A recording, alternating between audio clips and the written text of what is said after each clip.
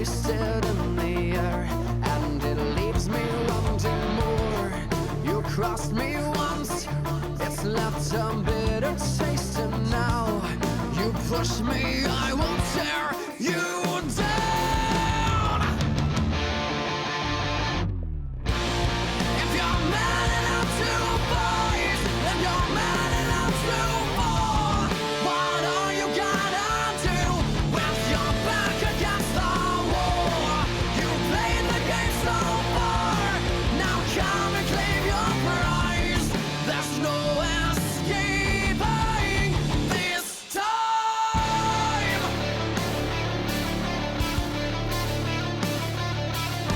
You think you know it all, talk will only take you so far before you have to prove it. This time I'll watch you lose it. You're out of line and out of time. Just walk away while you still have your pride. If you're man enough to fight, then you're man enough to fall. What are you gonna do with your back against the wall? You played the game so far, now come and claim your prize. There's no escaping this time.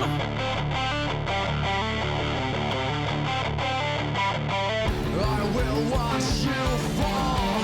I will watch you fall.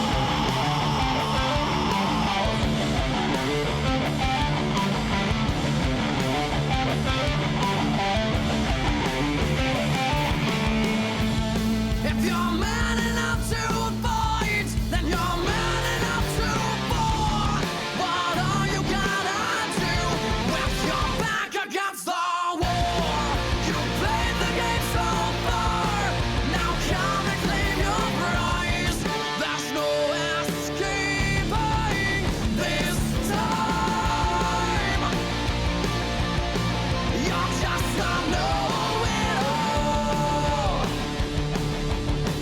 but I know you're kind,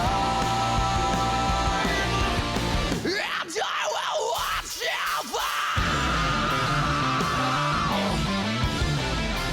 Watch you fall.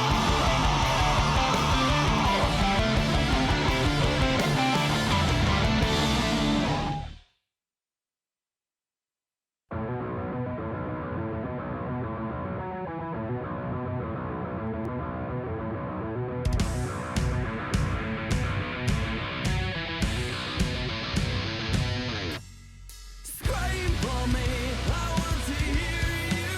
Pray for me, I want to feel you. Scream for me, I want to hear you. Pray for me, I want to feel you. Scream at the wall, still nobody will come. You're wondering what has been happening now. The paradigm shifts, we're alone out of breath.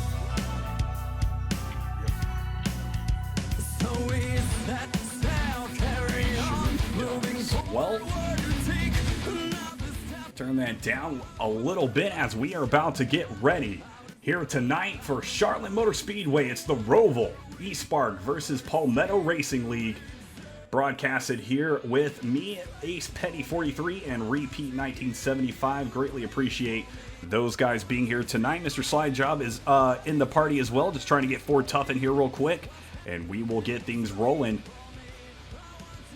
And you can see right there on the screen as we are just waiting for Ford to get in here, that is the lineup for tonight, as well as the substitutes that you guys will possibly see here at the Roval. And we'll get to that in just a few moments. There he is.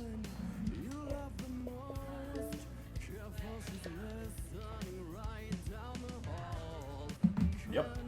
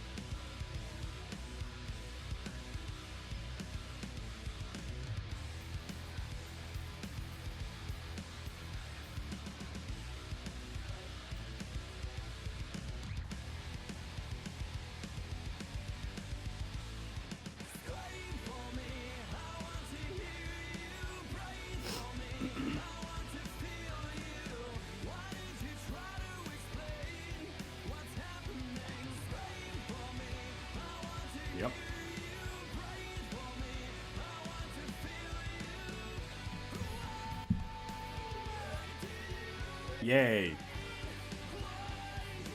Yep.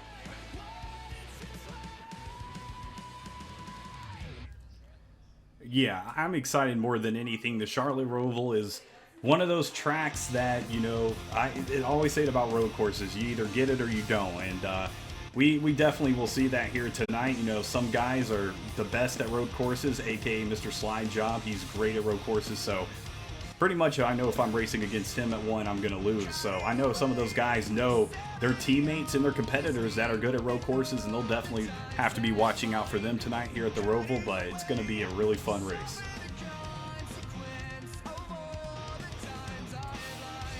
Yep.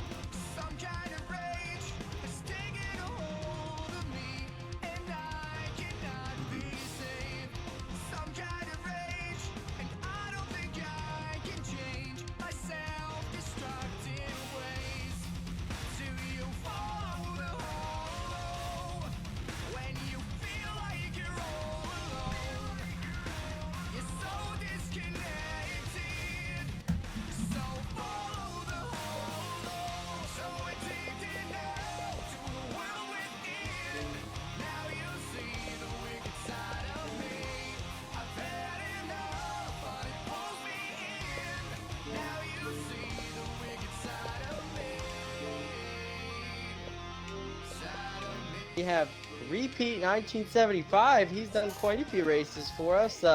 Repeat, I know you're excited as any for this track. Absolutely, dealing a lot with Espark and Palmetto. I actually got to call the Palmetto versus Hatch race earlier in the season, and just like Ace, I'm just about 2 hours north of this place, and I've actually been able to go down to the Roval and watch. I was actually there when Chase Elliott went full bore into the turn one tire barriers and had to run his rear end off the rest of the race in order to get back up. Hopefully none of these guys have to do that tonight, but if they do, either way, it's going to be one hell of a show. Palmetto versus Espark, it's a great match.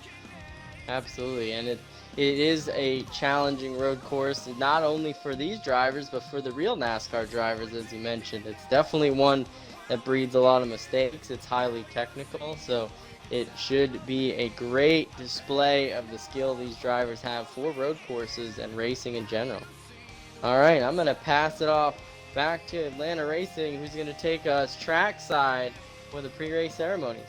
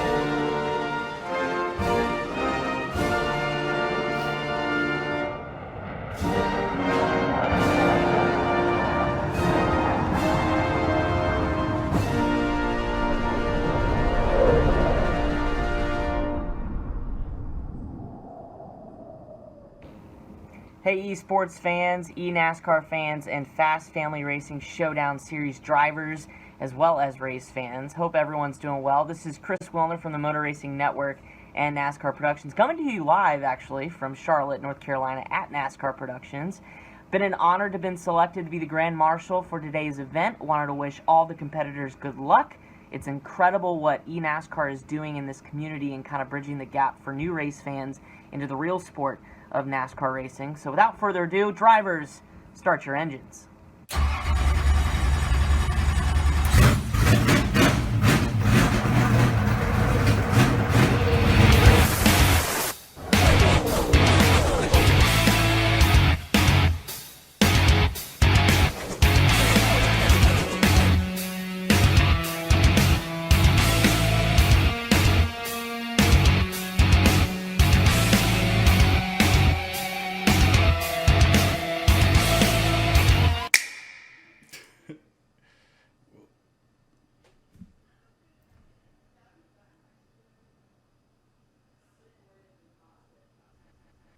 Well, definitely didn't mean to have that Wolfpack thing right there at the end. I don't know why that the video did not save the way I thought, but it's definitely going to be Espark tonight versus Palmetto Racing League.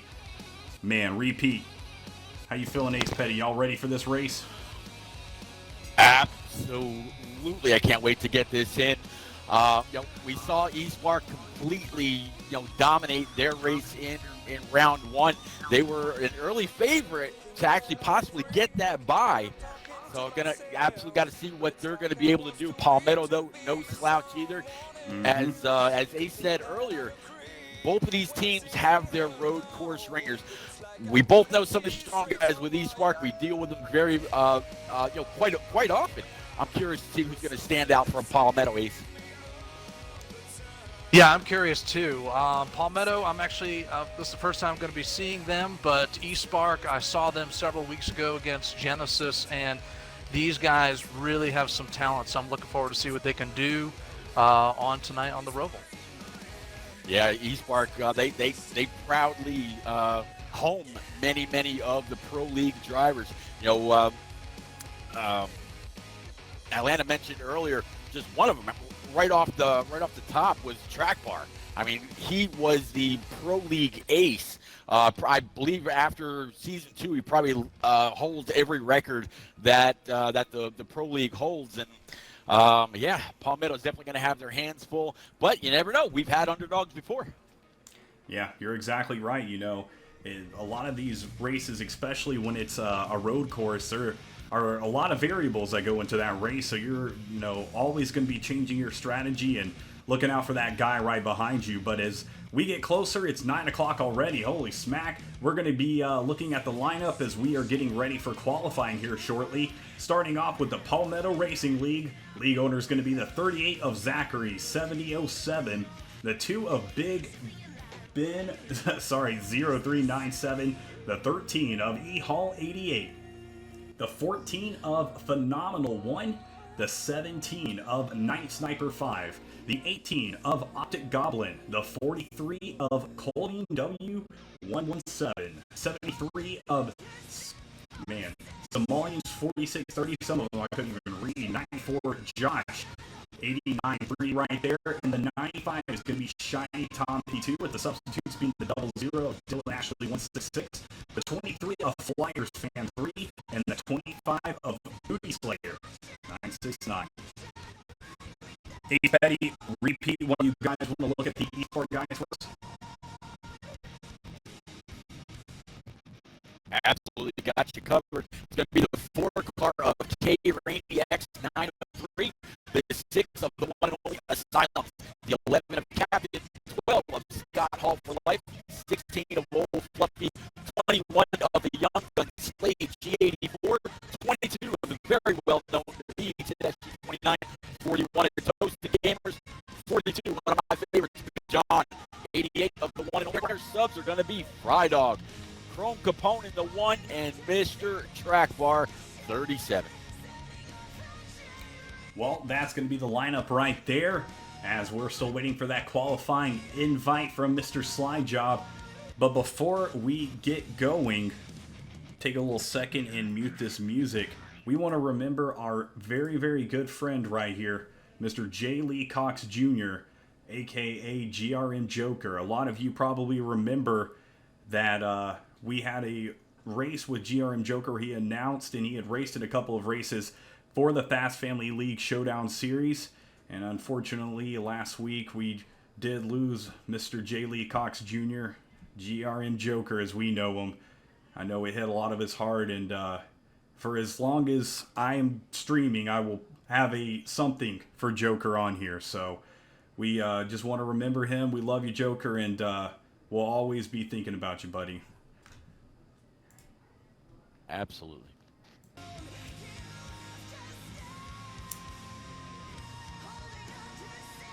Tom, I appreciate that. For some reason, every stream, there's one point where it goes choppy, and I have a button that I figured out that if I push this button, turn it off, turn it back on, it always fixes it. It doesn't matter where the choppiness is coming from. If it's coming from the Gulf of Mexico, it doesn't matter. This button will fix it. Well, have you guys received... Well, oh, Mr. Slidejob's in here. We're just waiting for him, and... What you receiving an invite in a second. Yeah, repeat. Didn't you say? Was it you or was it Ace Petty that had been to this track when Chase won? Yeah, I was about 26 rows up above those tire barriers where he went just flat out into the tire barrier, and he raced his rear end off to get back up to the front, was able to get there, and then at the end, fittingly, he put that car into the same tire barrier and probably did one of the best burnouts I've ever seen. Jumped out of the car. It was man, that was awesome. That was phenomenal. Yeah. That was a great race. Probably the first road course race I had ever been to, and the 9 got it done. Well, that is awesome. Chase Elliott being my favorite driver, always root for the Georgia boy. So cool to see him win that race and be in the playoffs this year. It's very cool to see as well. Being so young and being with a lot of those champions, you know, up there. It's a lot to have on your shoulders, but he handles it well, and he's a great driver. Enough on Chase, though, as we are going to be headed into the Roval here shortly. As always, it's going to be single car qualifying here tonight. Mr. Slidejob didn't introduce himself, or Ford Tough, so I'll go ahead and tell you. Mr. Slidejob and Ford Tough, the main two guys putting on everything for this Fast Family League Showdown series, from making it happen to schedules to everything else. They are the guys right there. So big shout out to them for putting this all together, and you know, pretty much they have just been doing this straight for a couple of months now. It's been all they've been working on, so it's gonna be cool. There they go. The race car is on the racetrack, going on the racetrack here tonight, real fast on the racetrack. That's what Bruce says here in the chat here tonight. He knows that is one of my favorite sayings.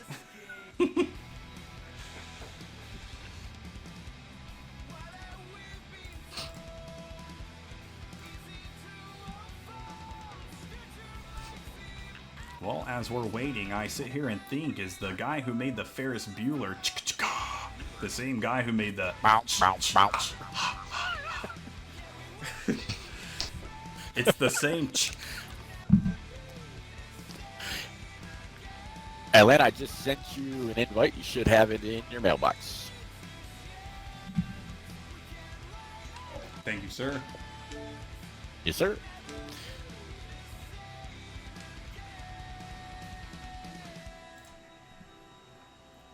All right, well, headed into qualifying right now at the Roval. Very interesting to see how they are configuring, you know, the past couple of years, some of these tracks to be road courses. Mm-hmm.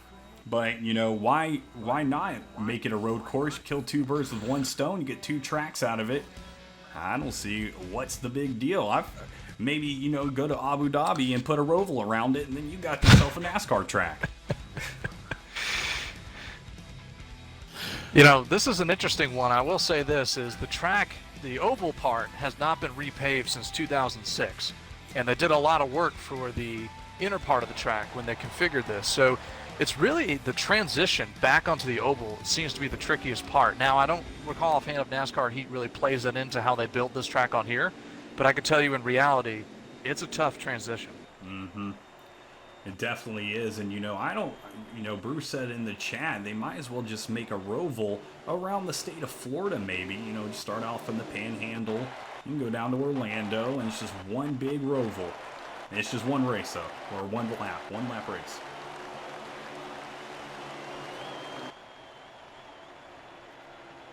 I know, Atlanta, this is the first race that you're doing in this round. Same thing for you, Ace. Yep. But what they've been doing for qualifying is actually getting one team to go, and then the other team kind of fills in behind them. And looking behind the 88 of Slide Job as he paces these guys around, it looks like all of Espark is going to qualify first, and then then Palmetto will kind of follow suit. And I believe they're getting just one warm-up lap and then one hot lap. So hopefully these guys aren't going to burn up their tires on that warm-up lap and have nothing left for the second. But we're as they're starting to pull over into the infield, we're about to find out. Yep, definitely. You don't want to get too hot. It's like a nice set of pancakes. If you take the first bite when it's too hot, it's going to ruin all the other bites. It's way too hot. But if you take it easy and let's let it kind of get warmed up a little bit, you're good to go. I remember. And this right here, what we're looking at, is the hottest part. Go ahead, repeat. I'm sorry. I was just going to say, I remember Brad Keselowski doing that at a road course. I don't remember if it was Sonoma or the Glen, but he went really, really slow on his first lap, and then that second lap was a burner. And because he didn't abuse as Rick James would love to say, his resources on that first lap, he was actually able to go ahead and grab that pole. And I believe Jamie McMurray was on the outside. So if you can conserve what you got for that one lap where it's all, for all the marbles, you might have something special. Yep, it's always the guy with the most marbles who takes home the cheesecake. That's what they always say. See, I was still thinking about the hotcakes. That's what I was going to talk about. I don't know if I was audible before, because I know we had some technical issues kind of getting started here. So, for those that didn't hear me before, hey folks, Ace Petty 43 here. But this is the track. This is the part of the track I was talking about before, where I said turns 3 through 6 is really going to be the challenge. That's where the cars are sliding around the most, and that's where the tires are going to be burning hot, and hence the hotcake part. But this is going to be the part of the track I really want to take a look at tonight. Well, you just saw right there is Bojangles signage just to get you hungry really quick. Bojangles has a new Southern Mountain Dew flavor that's supposed to be really good. So if you're near a Bojangles, I'd go check that out. They got them all over Charlotte. They should have a cookout sign over here. That would be nice. I got one a mile from my apartment right now. I'm in the little town of Fort Mill, South Carolina, and we have a Bojangles right down the road. I'm really tempted to run on down there. Yeah, man. I used to work next to a Bojangles, and it was pretty much the only food place around, so I ate Bojangles quite a bit when I was working over there. Well, we're on board right now with Brian Tedeschi as he is making his way around the Roval, trying to do his thing for the Espark series here tonight. Very happy, honestly, to be doing a race for these Espark guys and not docking the Palmetto guys at all, but since I've finally got everything good to go for streaming, I'll be doing some Espark streams here soon with some of the guys over there, so that will be very, very fun.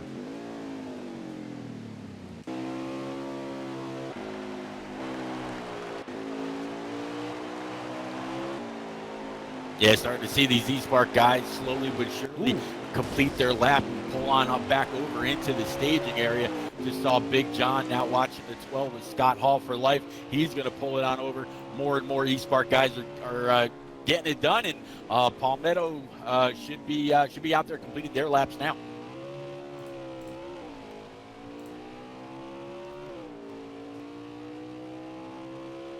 Man, I don't know. I wonder if they do like hand workouts or anything, because I'm telling you, man, as much as they're having to whip that car around this track, you got to know that their hands cramp up. Because I play drums, and I mean, you get going for 2 hours, 3 hours, and you don't really realize just your hands are done. And they Yeah, will cramp up especially so those bad. controller drivers. Yeah, Yeah. that's the truth.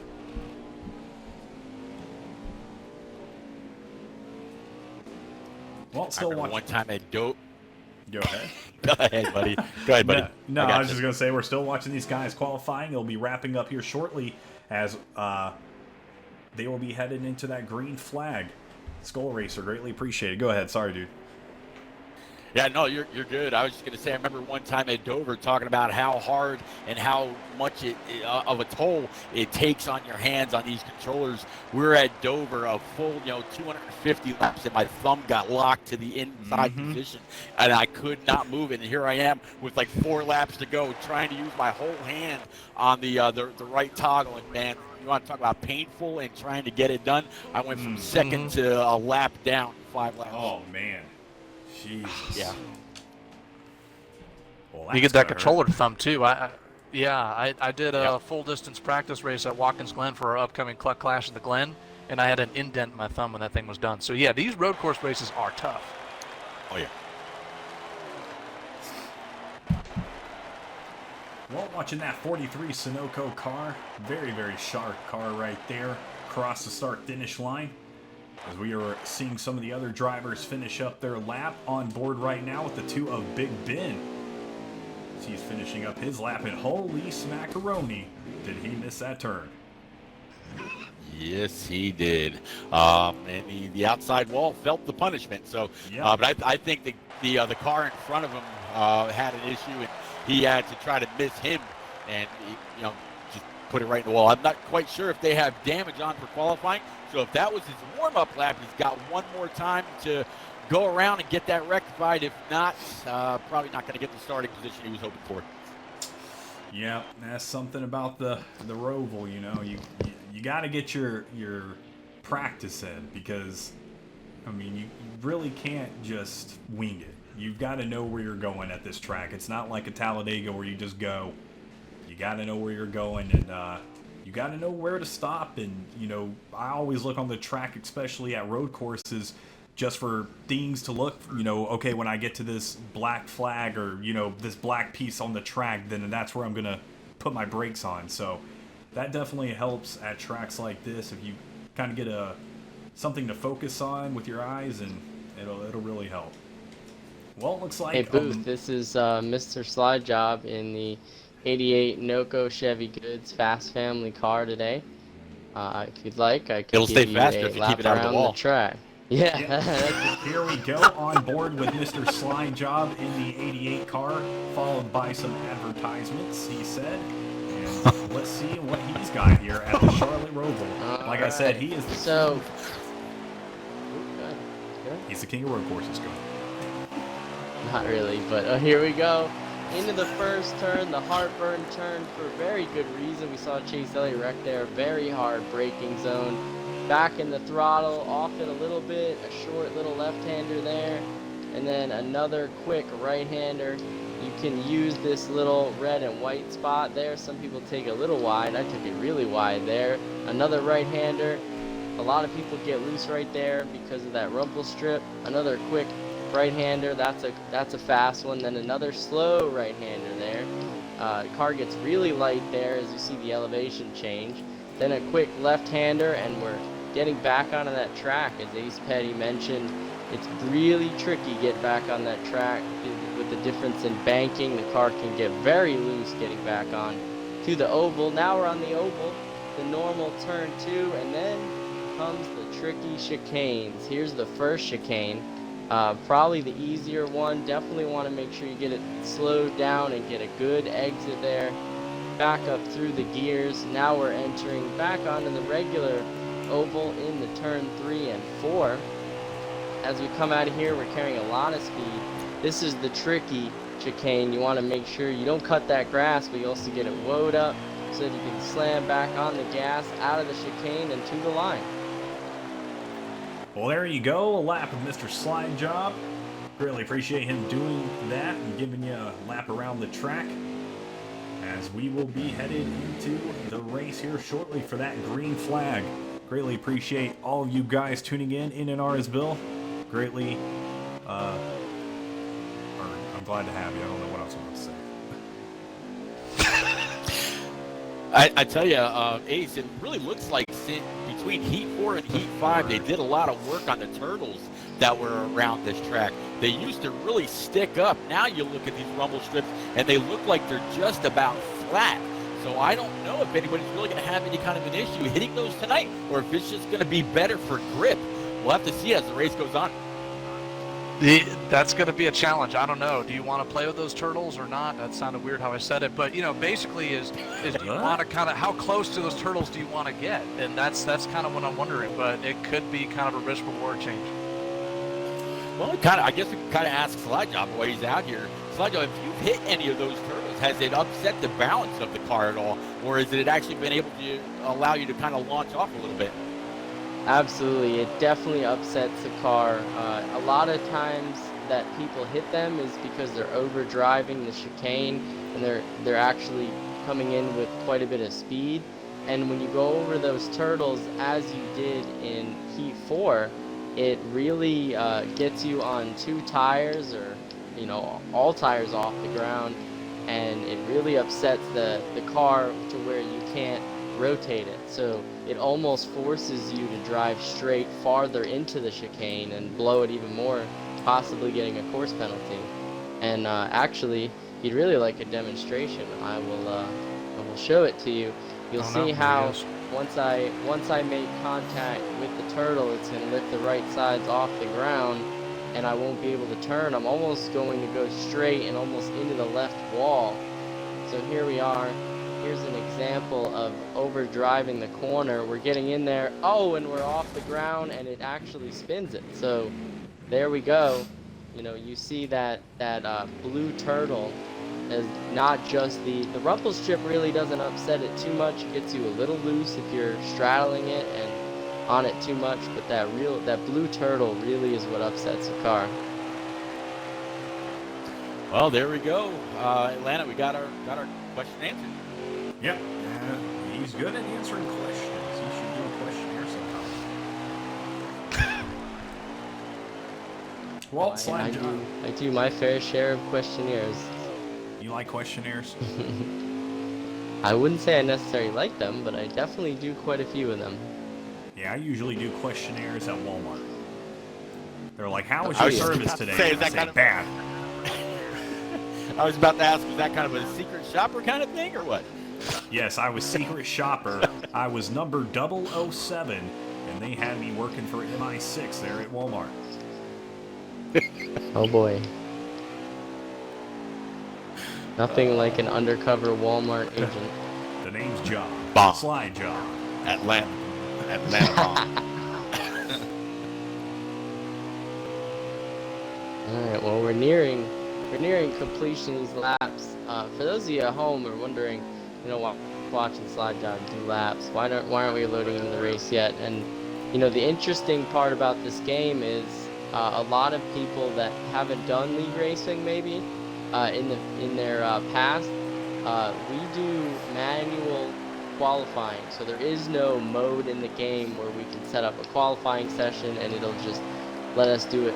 We have to do all the qualifying manual, so we have to set up a small race and do a pace lap so we don't lag out, and then we orchestrate all the qualifying ourselves. So you sometimes run into a circumstance where if we set this to maybe a 3% race, by the time half the cars have qualified, a little timer will pop on and will end the race for us. And obviously for the drivers that haven't qualified yet, it's not a very good thing. So there's some tracks like the Charlotte Roval where we have to use a higher percentage race to make sure everyone gets their laps in. But the downside is we have a little bit extra time. But extra time is always better than no time. Yeah, that's the truth right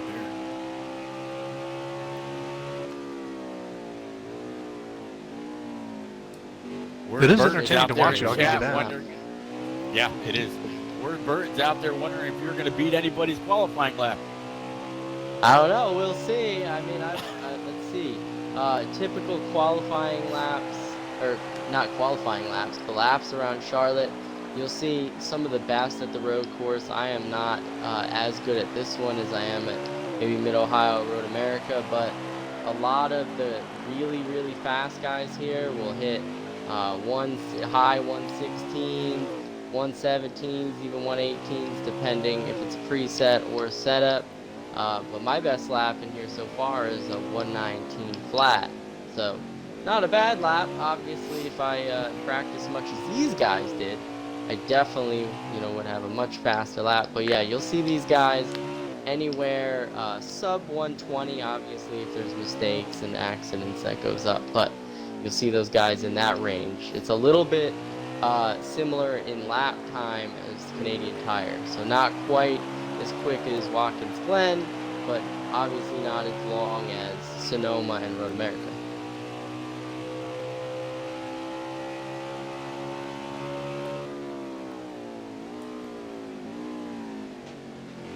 This is the final lap, so either way, we'll be done in a minute and a half. You know what else will be done in a minute and a half? What? My Hot Pocket. It cooks super quick. Oh boy. I'm just kidding. I'm still thinking about hotcakes. I'm thinking about Hot Pockets. Remember that?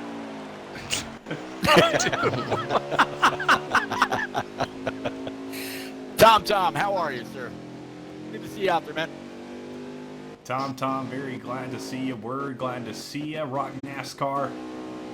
Everybody in here.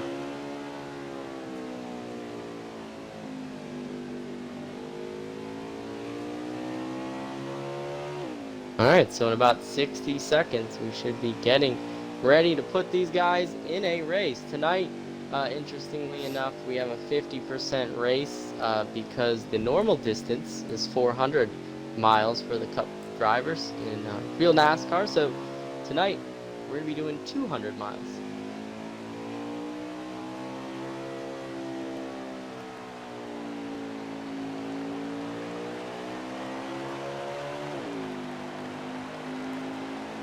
Did you just say we're going 1 million miles tonight, your slide? Absolutely. Tonight we're Wow. attempting the longest endurance race in Fast Family history, the 1 million mile race. No, that would be, I'll tell you what, if you haven't checked out Fast Family Racing League, check it out. But we, in our Cup series, at the end of our long 30 race regular season, we do a 100% Cup race. And the last fall season that we had that runs into the spring in May, we went and did the full Brickyard 400, and I'll tell you, the complaints that we heard at the end of that one, drivers sitting in wherever they're sitting, fixed to their screens for 3.5 hours. Boy, they were definitely exhausted. It was definitely an endurance race, but at the end of the day, everyone had a lot of fun. But I'll tell you, the thought of 100% races for some of these drivers definitely made them cringe a little bit.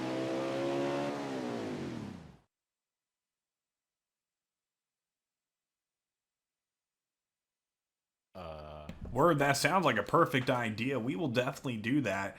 Discuss some of the new Hot Pocket flavors they have out right now, and possibly the ones that have the pizza crust and the calzone flavors. So we'll definitely see what those flavors have tonight here at the Charlotte Roval for the Pizza Pocket 400.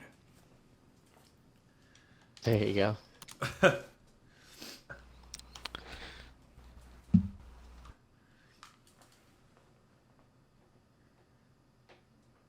And it looks like, how about that? I beat quite a few, 9 people during qualifying. How do you like that? But it looks like for now, there's your answer. The poll for Fluffy, the PS4 PS4 Season 1 early driver with a 117 flat. How about that? Well, there you go. The fast cars here tonight in Charlotte.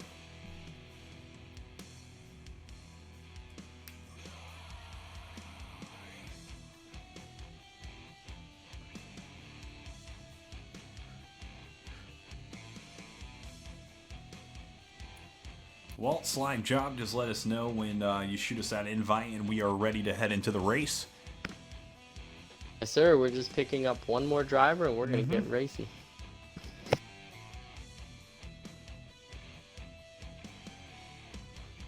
Well, recently I had a sriracha steak hot pocket. It was very, very good. Sweet taste of sriracha with a little bit of something else, some kind of meat in there and cheese, and it was good.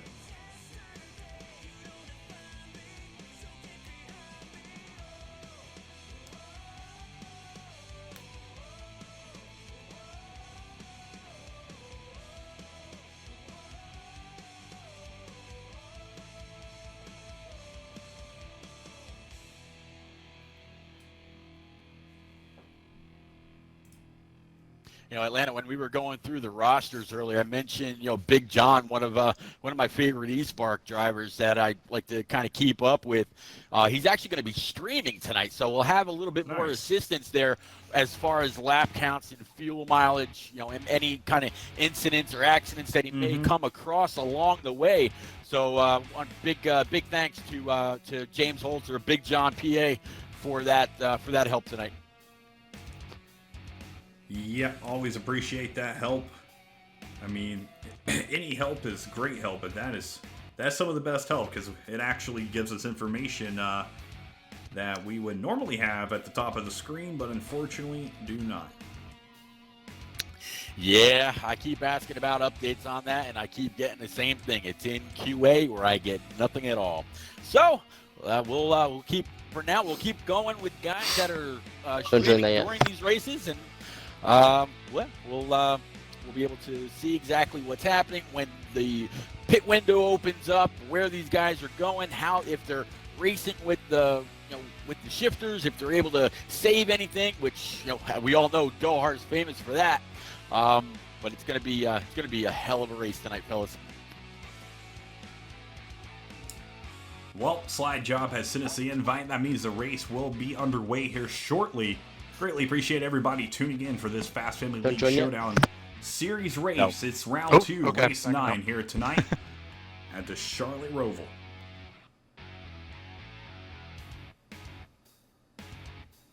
I'll need another invite when that starts up. Looks like they've got about 5 seconds left on the clock here, Atlanta. So we're going to be good to go as they are loading in right now. All right, well, I will accept that invite and get on over.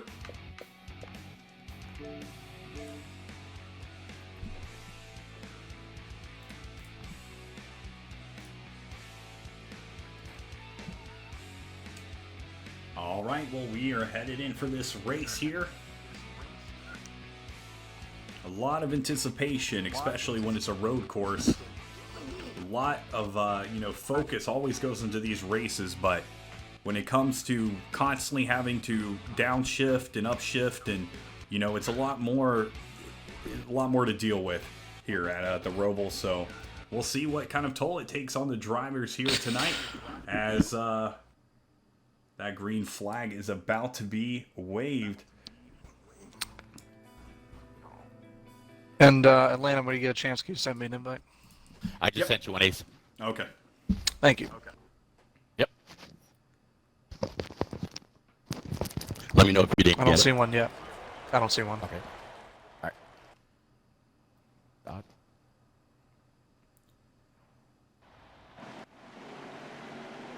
All right. Well, looks like they are going to be doing a pace lap, I believe. No, they're underway. They're good to go. Couldn't remember if Mr. Slide Jump said they were going to be changing it up or not. But we are underway. Green flag here tonight at the Charlotte Roval. There you go. Woohoo. Making my way in. All right, yep. Well, so far it's going to be the 16 of Fluffy X2 leading these cars around the Roval. Hasn't quite got the gap yet between him and second, but it is easy to grow that gap here as we are headed on to one of the fastest parts of this track when it comes to the Roval. Yep, NASCAR Oval. You got the 42 again. The Big John guy will be keeping up with all night long for any kind of assistance. Then we got the 22 of Tedeschi right behind him. Something must have happened there with Clubber, because he was at a complete stop, bound up the entire track. So that put the 42 in P1. He's under pressure by the 22, side by side. Yep, there goes the 22. I believe a Brian Tedeschi going to be entering first place already. Multiple lead changes in the very first lap. And that's road course racing, as Mr. Slidejob said earlier, as we head into the second lap. And for a lot of drivers, that treacherous first turn. Yeah, treacherous first turn. The 88 of Dohar able to get in there pretty clean. Kept it off the wall. Top three are starting to gap him just a little bit, but he's got some company behind as he slaps the outside walls. Excuse me. Yeah, a little contact with Dohar right there. He's not going to lose any position, but it definitely slowed up the cars behind him, which can be a little frustrating, but it's very, very early on in this race, so you have as much time as you need to make it work, as Tedeschi is still your leader. Let's take a look back at some of the other drivers on board with the 12 of Scott Hall for Life, currently running in fourth place. Pretty equal distance between these top four drivers now as they head into the chicane. And it looked like he thought for just a second he was going to overtake that 6 car, but you definitely don't want to head into that too fast. It'll just slide you right over those turtles, as they were calling them earlier. And that's not going to be fun. Ooh, no, not the car's jammed up off turn 11 there.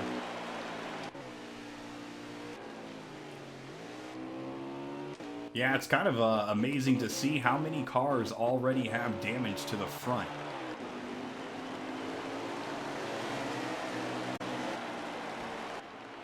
And it looks like a caution has been called, I believe.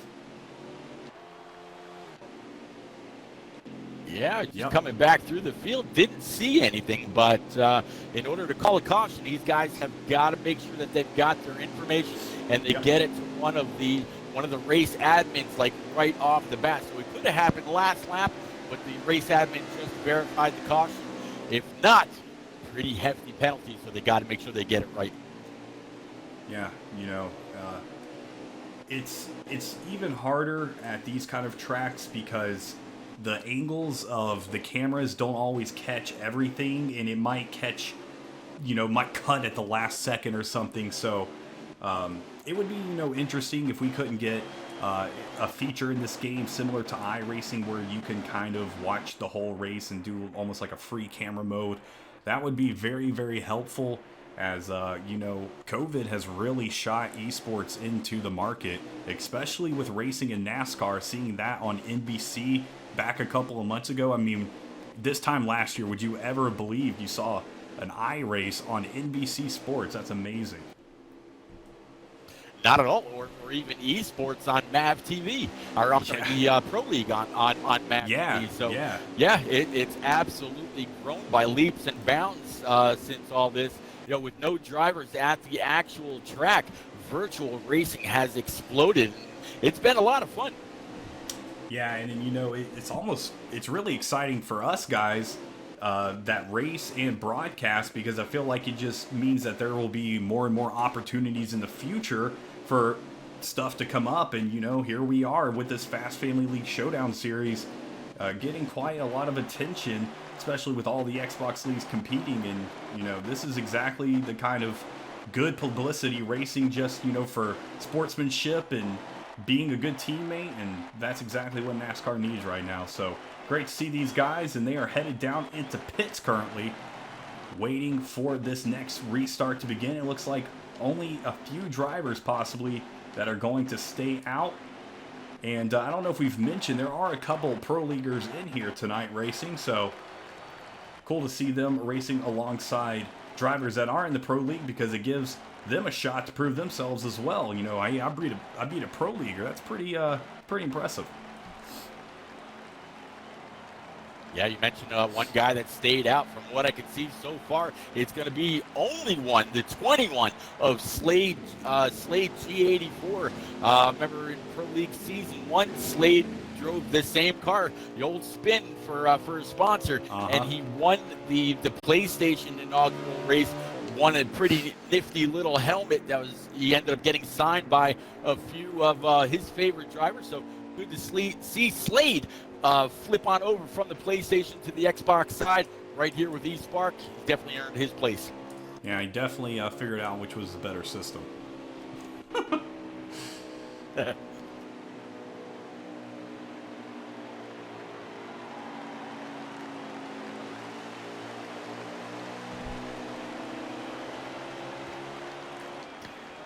Looks like they're all starting to catch up to this 21 of Slade coming out of the pits, ripping on through the track.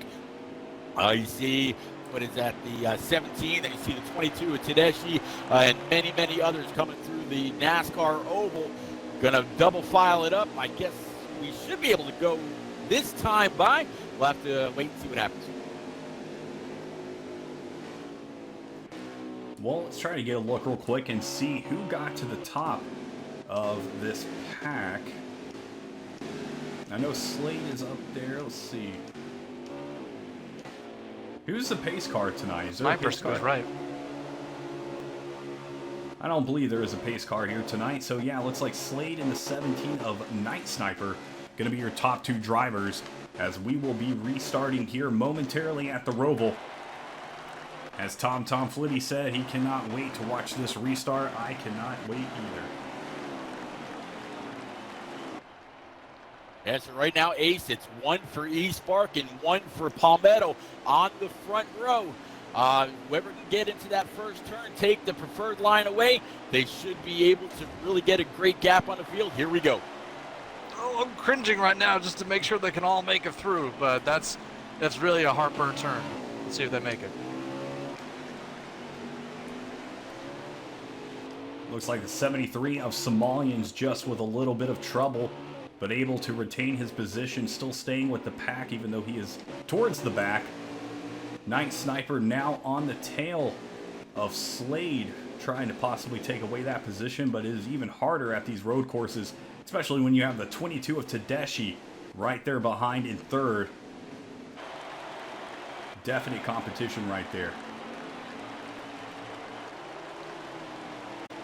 It looks like 22 Tedeschi's going to be able to get on by.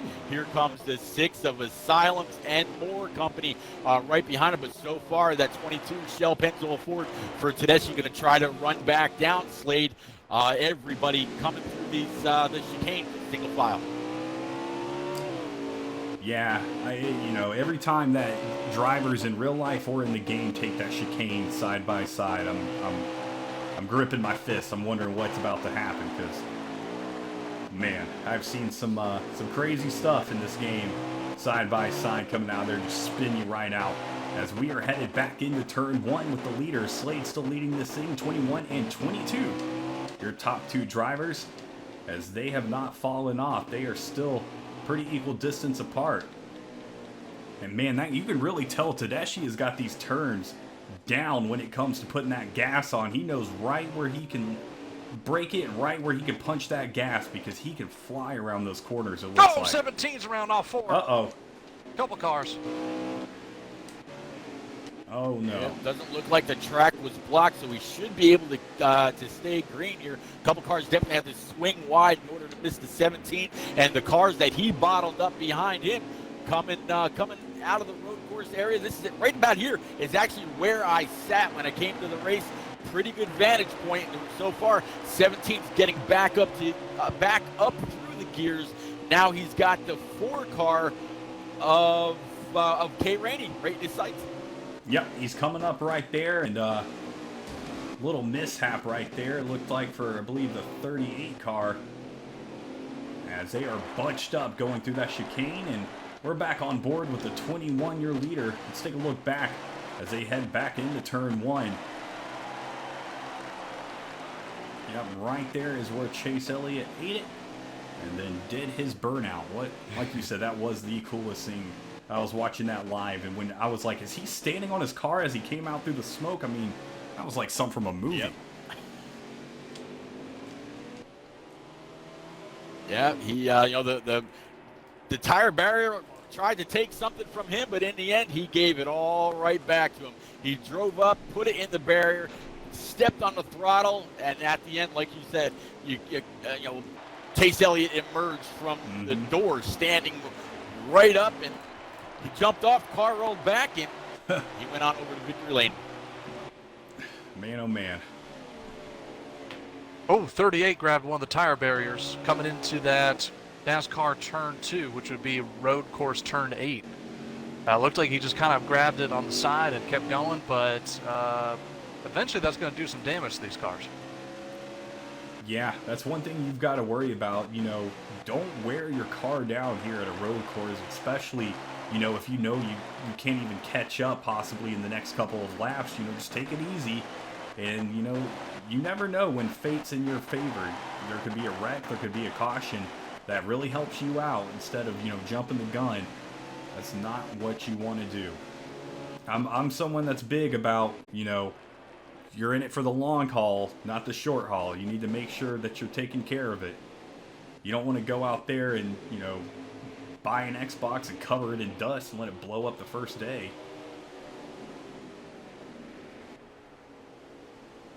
You know, Ace, you were just talking about some of the damage that's on these cars.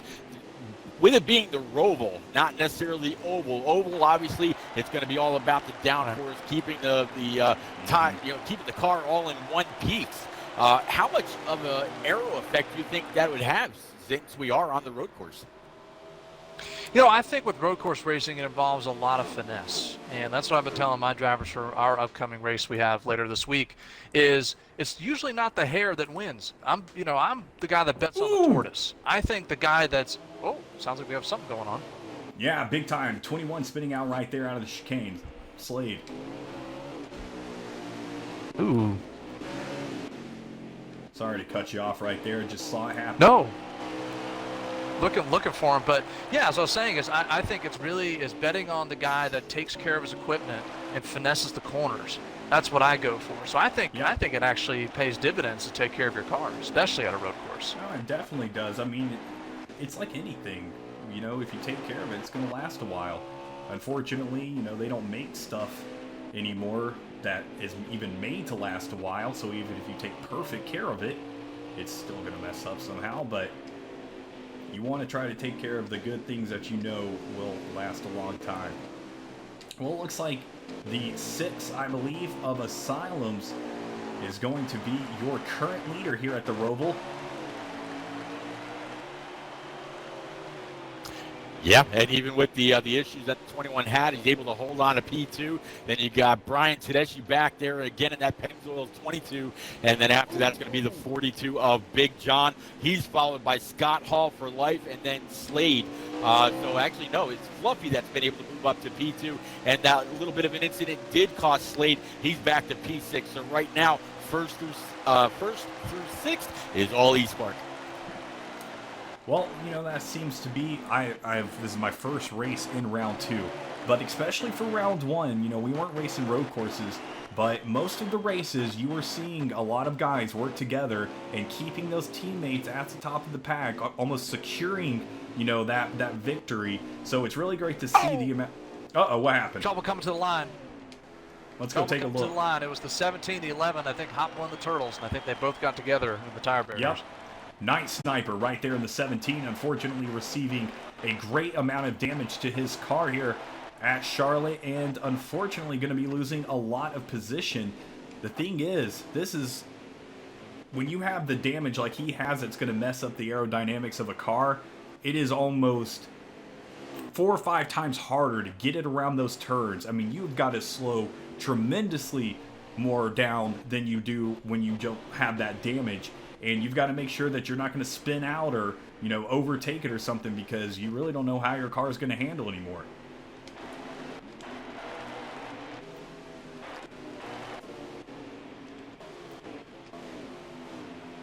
Well, 6 still your leader here as he is making his way to the last chicane and the start-finish line, as we are still here in round 2, race 9 of the first stage.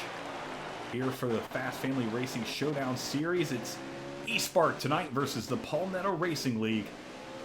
And so far, it has been quite the race. Multiple lead changes in the first lap. Multiple Espark guys here at the top. But like I always say, it's anybody's race. You never know. As we have that second place driver, it looks like getting to the grass just a little bit. Gotta be careful. Looks like when the 6 comes to the line this time, it's going to be the final time. I believe this is We're on the final lap. last. Say what? Yeah, I believe this We're on the final lap. Yeah, this is Okay. the final Yeah. lap of stage 1. Yeah, sorry, Lap go in ahead. stage 1. Yep. Yeah. I tell you, slide job.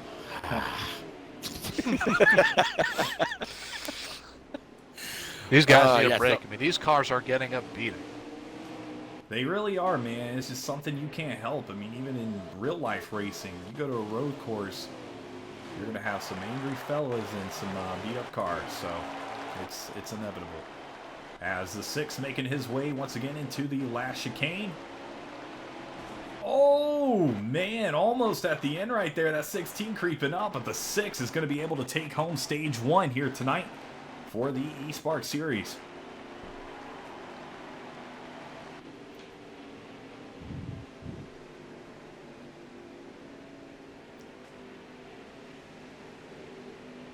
Do all cars have an Espark or only Teslas?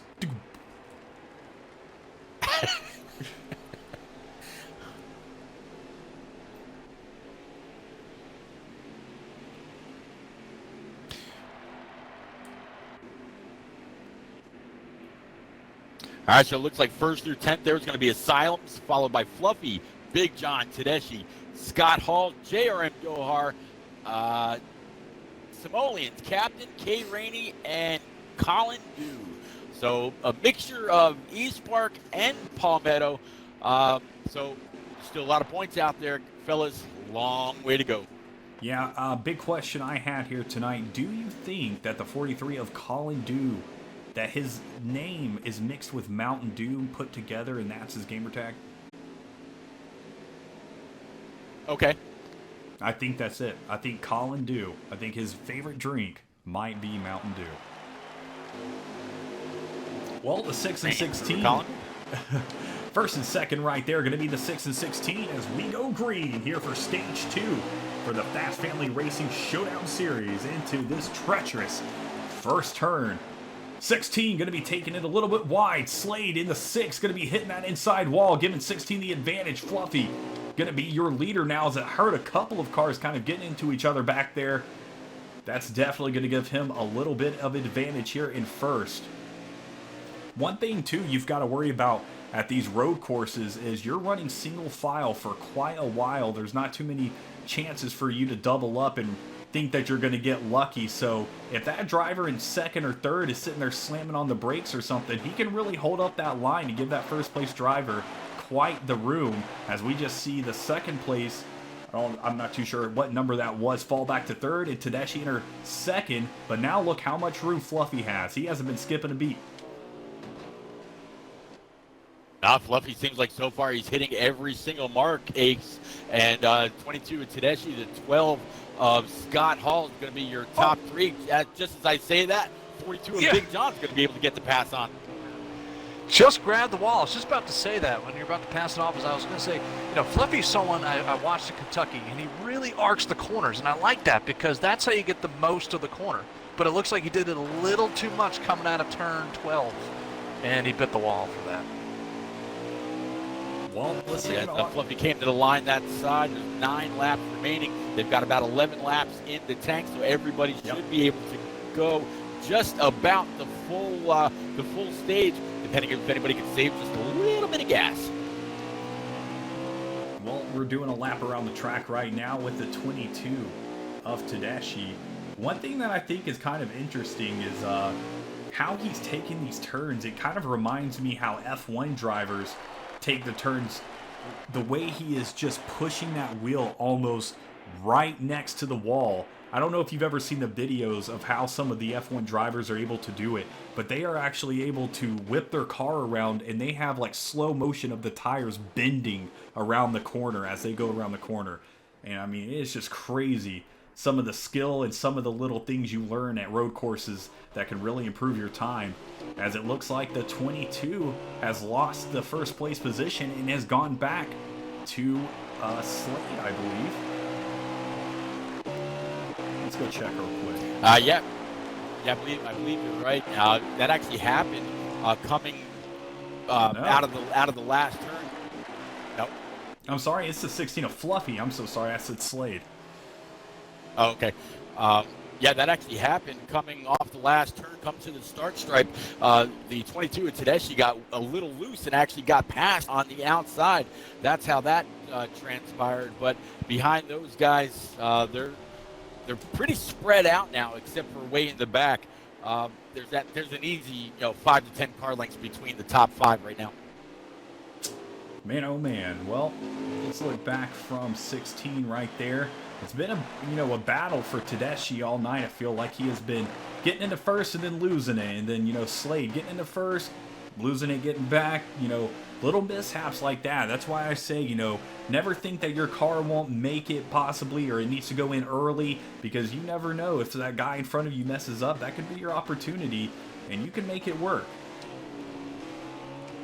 Well, we're talking about the top drivers a lot. Let's go take a look at some of the other drivers here tonight at the track. Right here, 94 of Josh, 5893, who's in the 94 car. That Sunoco car is, I love anything that looks throwback. That is sharp right there as he is making his way, I believe, around the 21. 43 of Colin. Points update. All right, Mr. Slide Job coming in with the points update. Go ahead when you're ready, sir.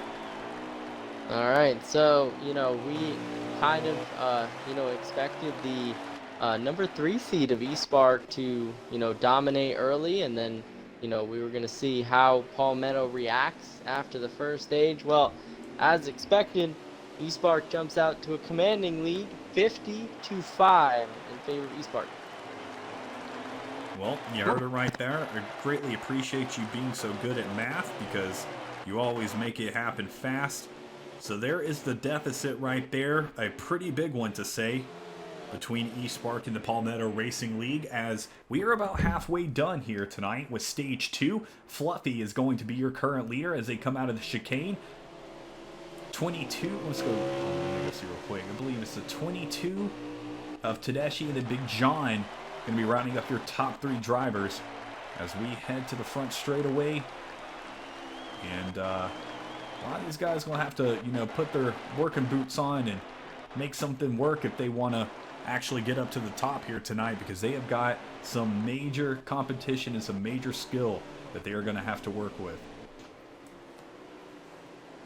Yeah, about 6 laps left here in Stage 2. Actually had an early pitter. The 21 of Slade was already down pit road and came off as the rest of these guys come flying on by. There's Big John has about 8 laps left in his tank and only 6 to go. So you got to kind of wonder why or what happened with the 21, why he felt he had to pit. But hey, we're not behind the wheel. These guys are. Maybe after that last stop, freed it up a little too much. Maybe a little too loose for his liking. So rather than come on out and be a rolling chicane by himself, he's going to go ahead and bring it on down. Maybe free it up, tighten it up, whatever, and he's right back out here on track. Yeah, one thing that makes me wonder if he went down the pit lane is when he did have that accident when he went from first to like 9th.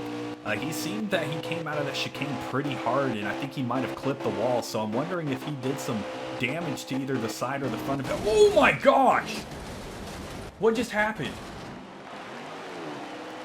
Did y'all see that?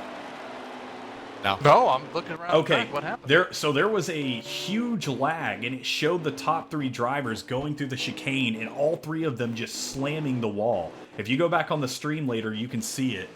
I literally just thought like they all 3 just messed up. Oh my gosh, that was crazy.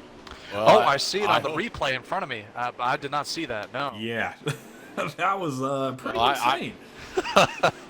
I'm hoping we don't see too much more of that, because usually that right after is when the lobby or the server just says bye, and we don't need any more of that. You know what the thing that is not good either is one of the top stories on the news is how there's some huge outage of the internet right now across the world. Yep.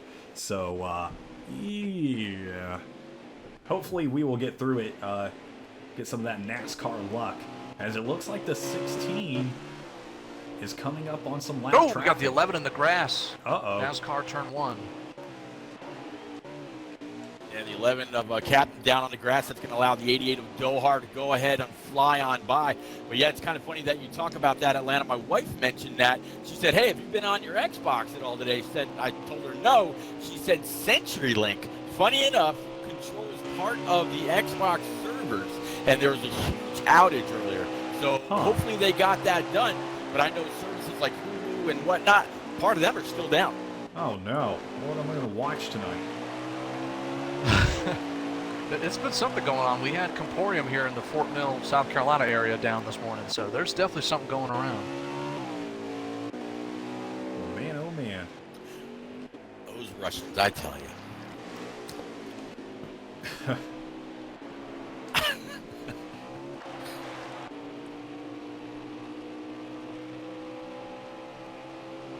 Well, let's go take a look and see who is currently running in that first place spot.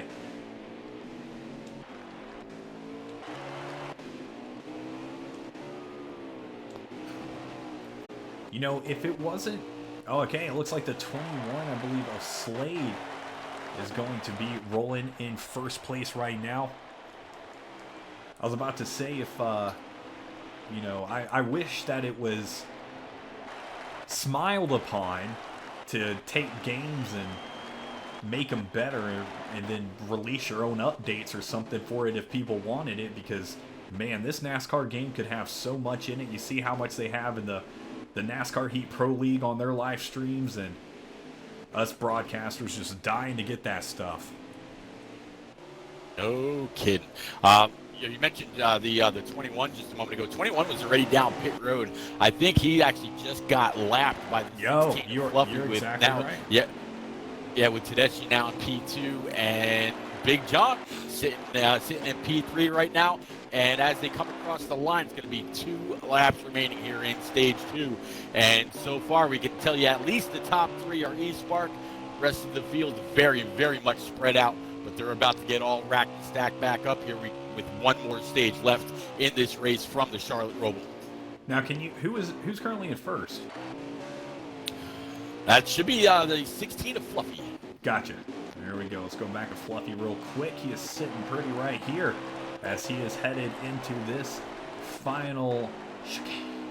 And he's going to be crossing the start-finish line. 1 lap to go here in stage 2. Can Fluffy take this stage home for him and his team? And then put himself in possibly... That was 2 to go. Okay, Yep. well now it's 2 Yep, to go. that was 2 to go. Gotcha. Yeah, 2 to go. Yeah. I'll possibly put himself in a good spot for the start of the final stage here.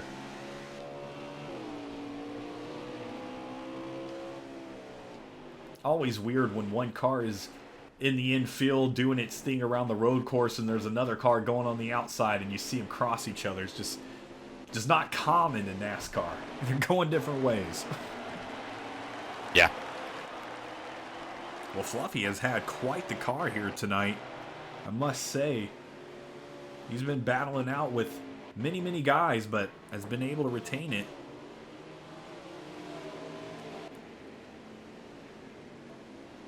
Looks like 4th place right now. Ace is going to be asylum. Oh! So it's going to... There's one around in 11 and 12. Yep, saw the 13 there. That was the 13 of E Hall 88. That the 6 of Asylums just got by. So right now it's an all Espark top 4. God bless you. Coming through the last little chicane here. Again, coming to the start stripe. White flags in the air for stage 2. Next flag will be the green and white to end stage 2. 1 more stage to go here, guys. Yeah, it's been a fun race so far.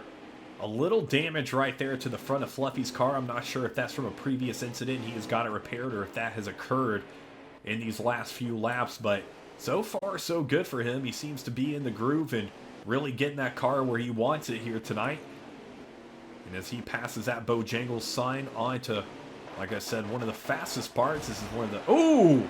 And that's not what you want to do. Hit that wall right there in the final lap. That might give Tedeschi a little bit of time.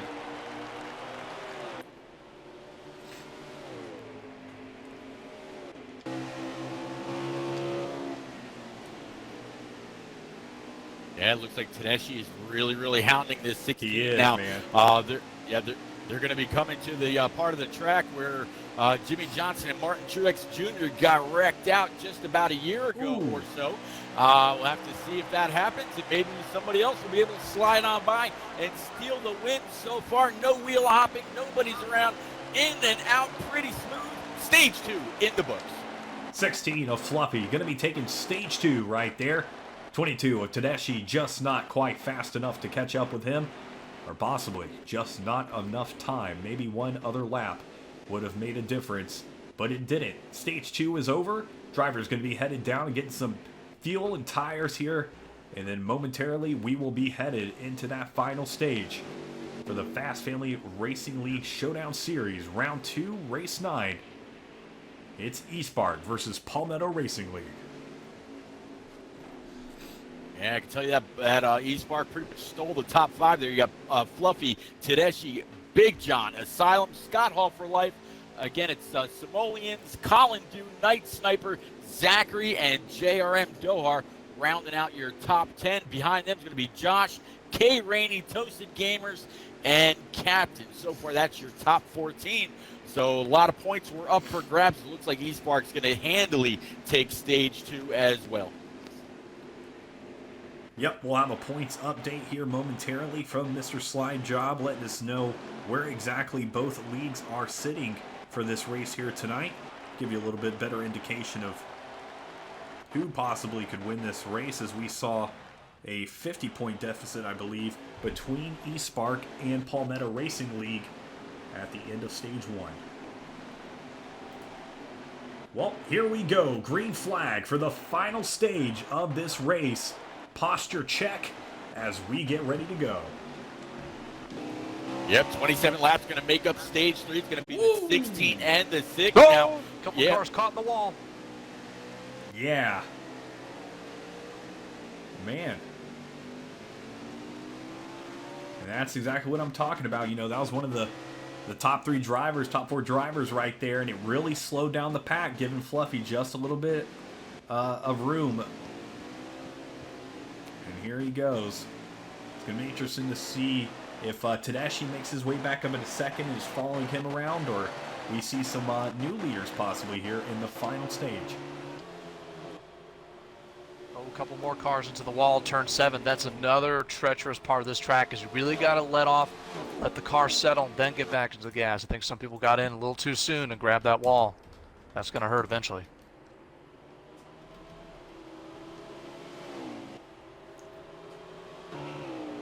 Well, there is the 16. Let's go on board with the 42. He's been loving that third place position tonight. He's been sitting there a lot.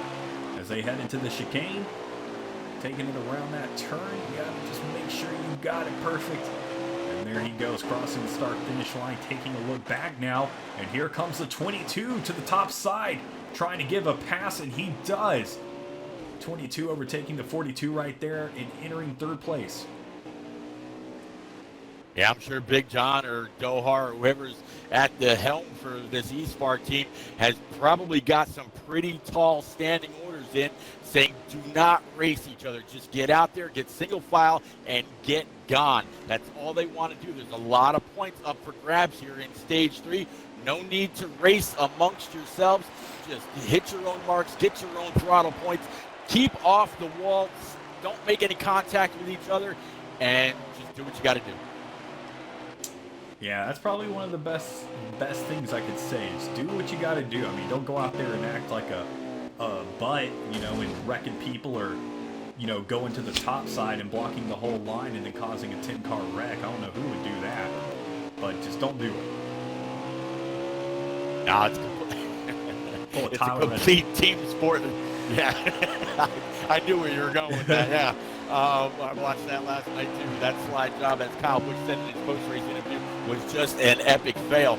But I mean, these are all about team points. Nobody is out here for themselves. It's a cumulative effort for 10 guys, and so far, all 10 guys for both teams are still out on the track. No lag outs, no nothing like that. Gonna find something to knock on. And yeah, we want to see 20 cars finish this up strong. Yeah, and the thing is it's not even usually a driver wanting to quit. I mean, it possibly could be that scenario, but a lot of times it's internet issues lagging out or, something like that. So I've even lagged out during a race and I wasn't even racing in it. I was just broadcasting. So sometimes it just picks and chooses and doesn't like certain people. Been there. Go ahead, Ace. No, just following along. But one thing I'll actually mention while I got the mic is I've seen a couple guys coming into NASCAR 1 and 2, which would be road course 9 and 10, riding the apron. And, a couple times I thought maybe it's just because they kind of got off the corner a little bit sideways. But I feel like people are purposely going for it. And I'm curious, is that going to prove to be beneficial? I'm thinking probably not. Yeah, as we just saw. In the heart of the outside wall coming to the stripe. Don't see where he's collected anybody as of yet. He's going to be able to get back up, get through the gears, and get gone. But 42's got some hard front-end damage. He's actually fallen back to P5 after running P3. How about the points update? All right, points update Go from for it, Mr. sir. Slide Job. Go when you're There ready. he is. Absolutely. So, we figured maybe, both teams would settle in stage 2, got the nervous jitters out, and then start running some fast laps. And it seems Palmetto Racing League really woke up there. Definitely didn't get the stage 2 win, but pulled it back a little bit. Espark 41, PRL 14. That's a grand total of 91 Espark, 19 PRL. Well, there's your points update for Mr. Slide Job. Greatly appreciate that, sir. As we are counting the laps down here in the final stage at the Charlotte Roval course. So far, 16 of Fluffy has been one of the cars to beat. But he has had major competition all night from the 22, who might be waiting till that last minute to really get his car up there, saving it, and, trying to have the better of the two. Not too sure how that's going to work out with a huge gap between first and second right now as we head into not one, but one, I don't know what I was going to say. I was going to say another lap. I don't know where one came from. Well, with 20, we'll go with a different number. How does 23 sound? 23 more laps to go here in stage 3. But Ace Petty, to kind of go along with what you were saying about guys coming off the last turn back onto the NASCAR oval, right where the banking really meets up. I wonder if some of these guys are running a higher preset in order to really get around this track fast.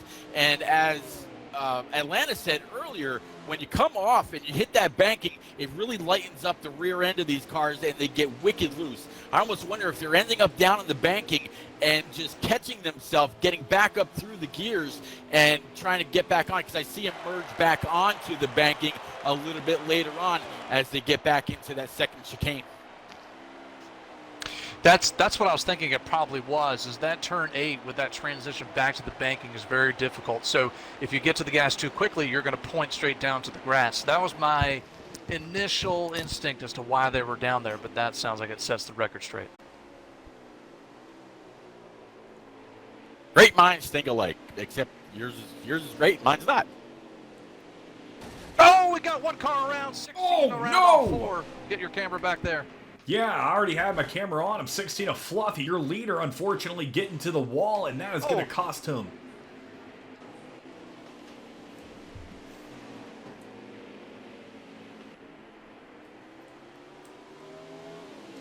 Man.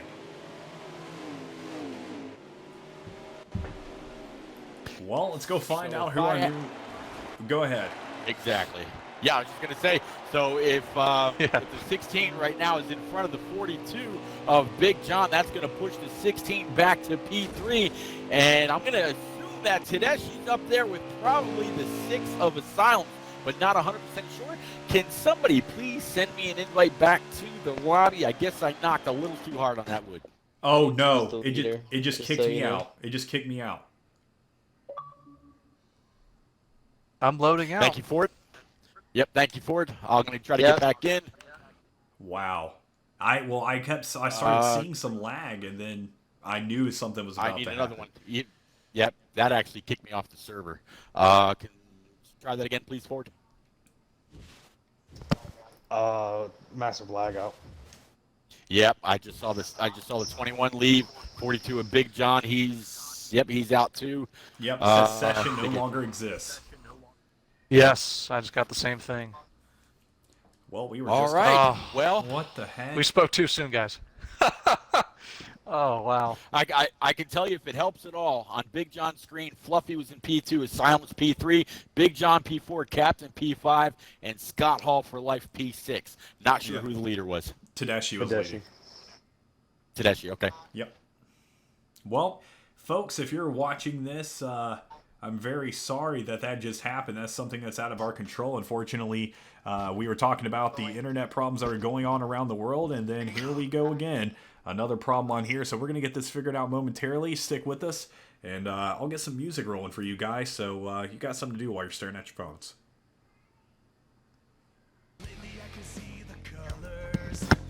All right, looks like the 42 is back rolling. P6 against Big John, Scott Hall for life. Slade's still out there, just over a minute down. So it doesn't look like everybody lagged out. Just but shoot me an invite. quite a few have. Yep, sure will. I'm We will going be off announcing. of. Good. Sorry. I'm going off the 42 stream. Go ahead, Slide Job. What you got? So we are going to restart stage 3 since we have not hit 75% of the race completed.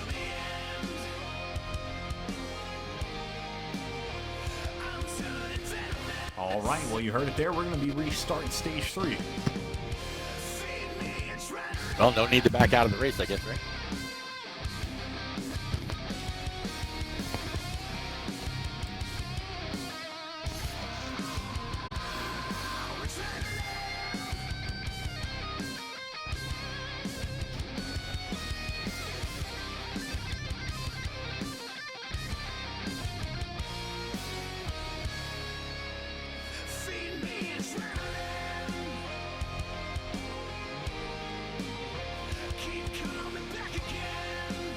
Well, just let me know when you got that invite again for me, and we'll get it going again. It's loaded in there.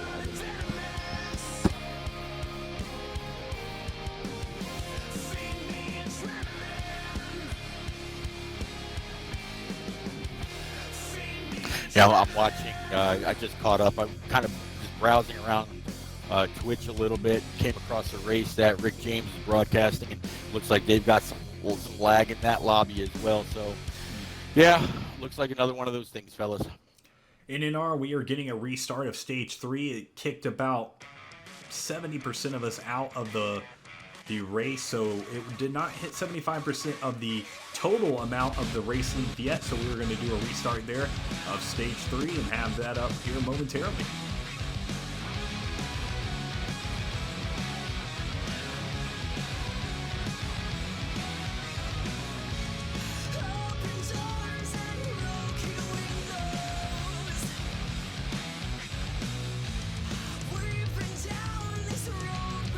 Yeah, Worm Asbel is he's a curse on any lobby he gets into.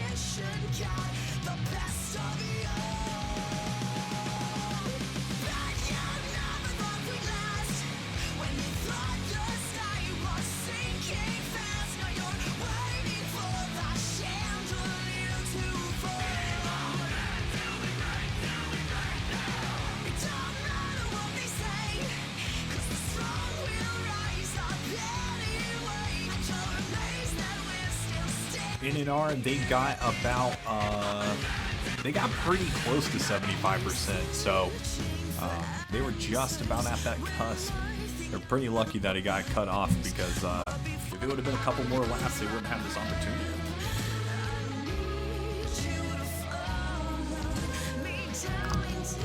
Slide job, just if you're still here, just to answer a question, is this a one-time attempt, or is this do we try this until we get at least 75%? Repeat that, please. Is this a one-time attempt, or is this a go until we get to 75% if it happens again? That's an answer. We will restart again if we have to. There you go, chat. You heard it there.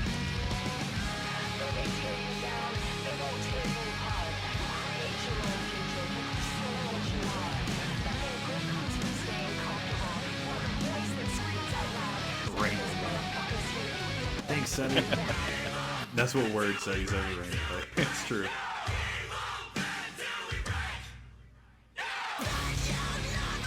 Apparently Asbel doesn't like the music. Or at least wants it turned down a little bit. Yeah. So I could go for some Elvis Presley, but that's just me. Well, I have to play, There you go. I have to play non-copyrighted music.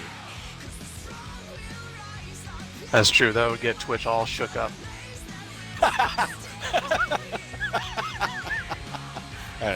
like it. That'll get Twitch some blue suede shoes. Gorn! Good lord, here we go. We got too much time.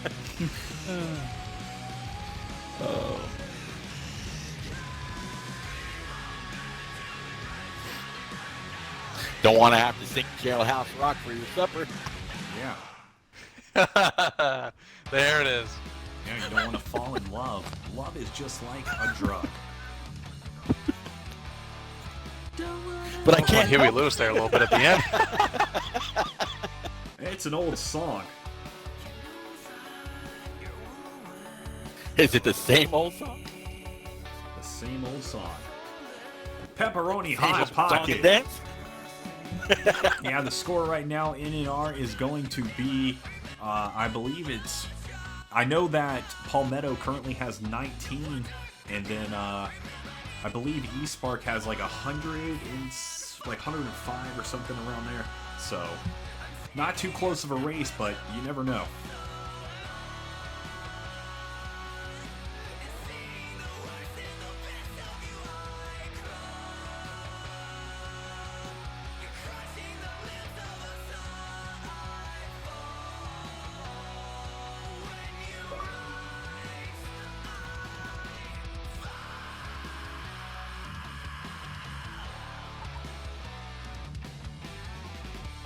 Hey, Atlantic, you there? Yep. Hey, buddy. So, Small Town Hick, we raced a fucking while back. Hey, question for you. Me and a couple buddies, we just started up a little Sunday night league, 5 o'clock. You interested in doing some commentating? Broadcasting, commentating? Possibly. I'll have to let you know. I'm actually in the middle of a broadcast right now, but as soon as I get done, I'll talk to you. Alright, cool. Yeah, I'll give a couple quick details. Sundays, 5, 25, 50%. Depending on the track. It'll be like Gotcha. 45 minutes. Okay. Well, I will let you know. Cool, about yeah. that, sir. How long are you gonna be, sir? Probably about an hour and a half. We're waiting for they're actually having to. We all got kicked out of the game, so they're actually having to do a restart of the last stage. Yeah, I've been getting booed like crazy. Yep, it's been awful, man. Yep. Alright, buddy, yeah. Wait, do I have you on my friends list? Yep. I'll get Yeah. Or else I wouldn't have been able to join you. Yeah, hit me up. Okay, sounds good, dude. I'll definitely do it. Cool, buddy. Appreciate it. Yes, sir.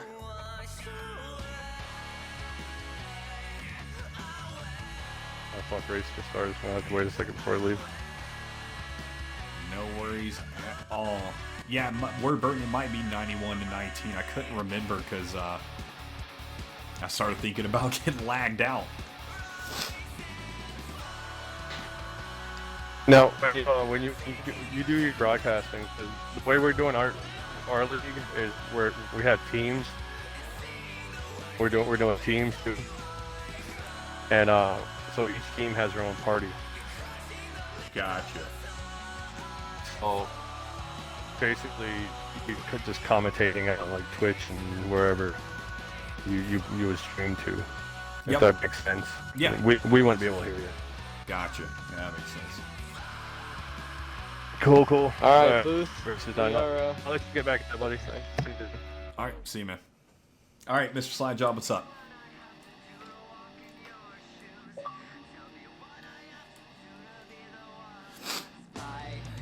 All right, can we go ahead and lock down the party, please? Yeah. That is going to be Mr. Slide Job's job. Gotcha. sorry about that. We're getting you guys an invite. We are restarting the lobby here, so Okay. we are about 40 minutes away from getting back into racing. 40? 40 minutes?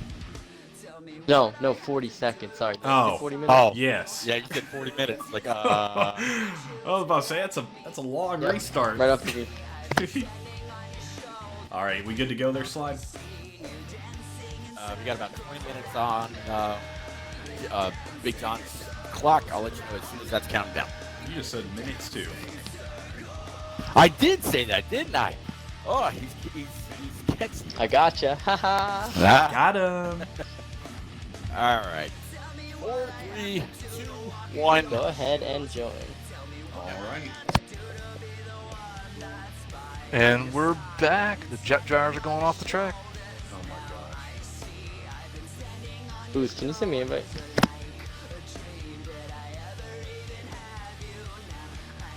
I got you.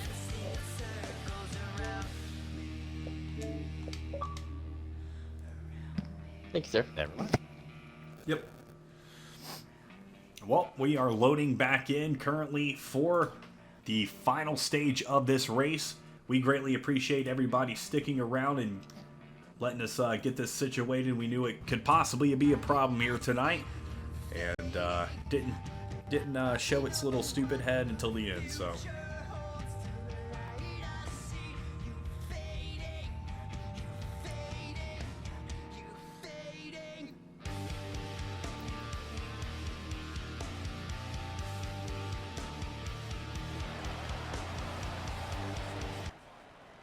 All right, so I guess here Ace and Atlanta, we'll have to see if we're just going to go right from the green or if we're going to get into somewhat of a running Right where from that they green. had when that lag. Okay, right there we go, right from green. So it's pretty much going to be how they qualified. So Espark's going to have most of the top 10 positions, and here we go, guys. Yep, green flag underway once again for the final stage, fully restarted here. Huh. I wonder if it's... that's interesting word. I wonder if it does have something to do with the time. Well, Fluffy in the 16. He's been here a lot tonight. He's currently your leader. And Tedeschi's sitting where he has been as well.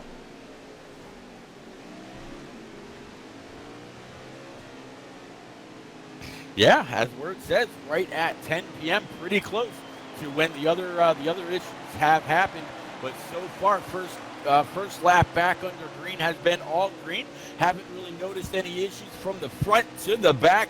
Coming out of NASCAR 1 and 2 is that Fluffy in that 16 is going to head on up, hit that first chicane, try to whoa it up around both sets of turtles, back up onto the NASCAR track, all the way through 3 and 4. Is going to pass the carnival rides on the right-hand side, and yeah, going to come back up the straightaway.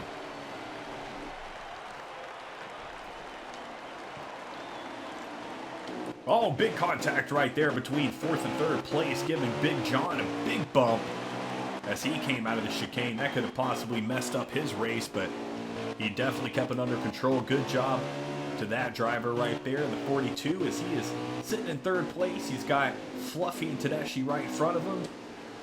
Looking behind, he's got a switch-up happening behind him. Yeah, behind him is going to be the 38 and then the 6. 38 being, I just saw him here a second ago. He's going into turn 7 right now, number 38. Okay, I'm sorry, it's the first name all the way up top. And highlighted in white. No wonder I couldn't see it, right? So it's going to be the 38 of Zachary and the 6 car of Asylums. There we go.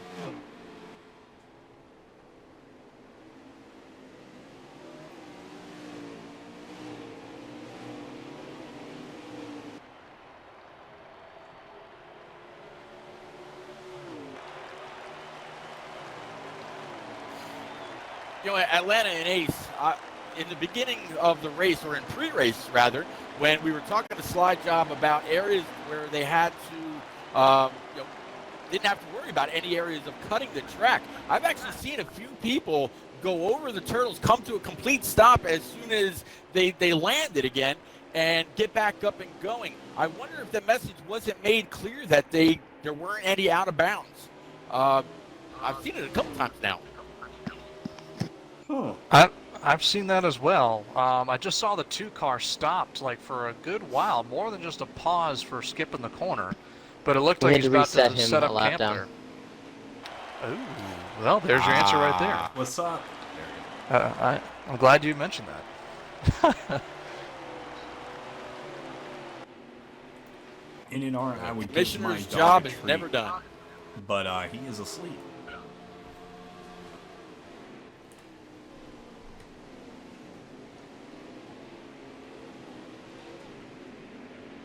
Well, so far we are seeing a repeat, you could say, of the other stages with these drivers. Top 4 right here. All these Espark guys doing a great job holding it together and finishing out this Roval race under some weird circumstances.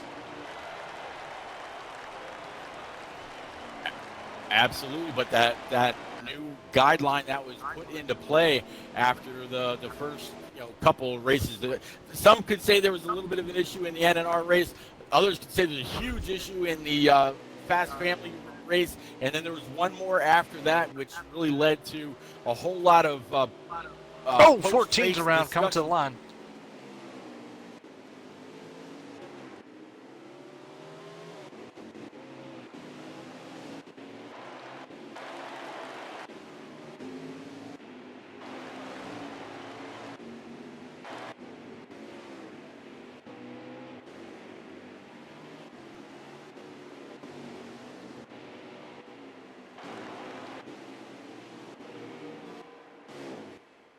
Yeah, Phenomenal Definitely not having a great night. It just spun it around all over again after some hard contact to the inside wall coming through the inner loop.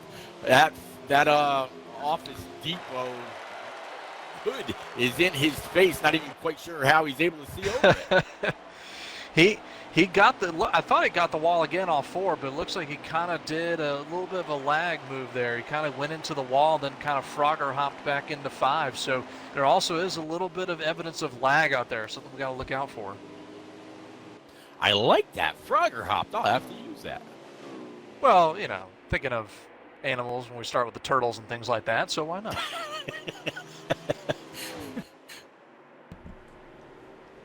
Yeah, those tires are looking really wobbly, I've noticed. Yeah.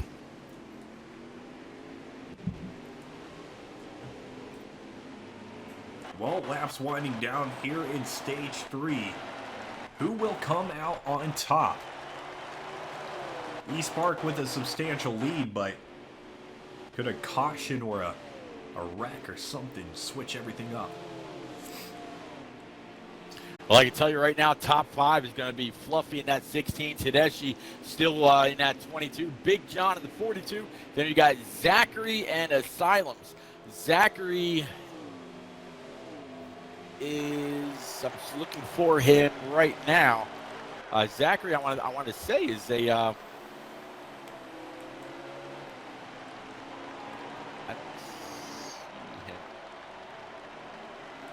I'm losing my sight, I tell you. Zachary 7007. Do y'all see him on your roster? Oh, there he is. Say, Yeah. What do you know? It's the same guy all the way up top, highlighted in white. All the way at the top, yeah, he's the captain. Second verse, same as the first. But, yeah, Zachary is going to be the lead guy here for Palmetto. riding there in fourth with the 6 of Asylums. Pretty hot on his tail. But man, so far so good.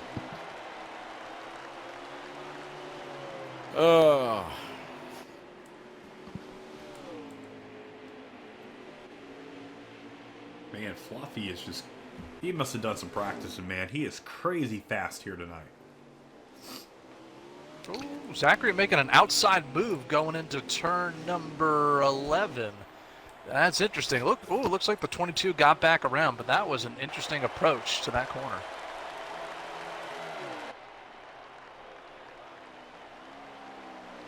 You know, Atlanta, Fluffy was actually another addition to Espark.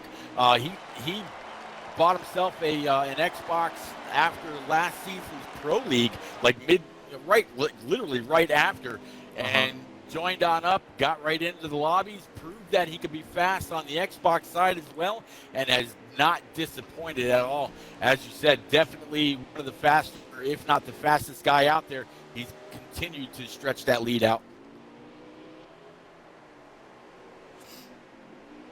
Yeah, Fluffy, man. Like I said, it could be the car in front of you that's that determining factor, and Fluffy having this huge advantage. I mean, he does have a very fast car, but starts to wonder, if it's not the right guy behind him, if kind of have the pack slowed up just a little bit.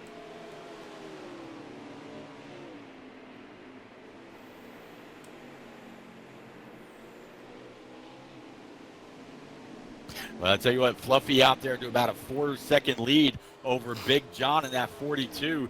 Then you got Tedeschi, Zachary, and Asylums all pretty much nose to tail.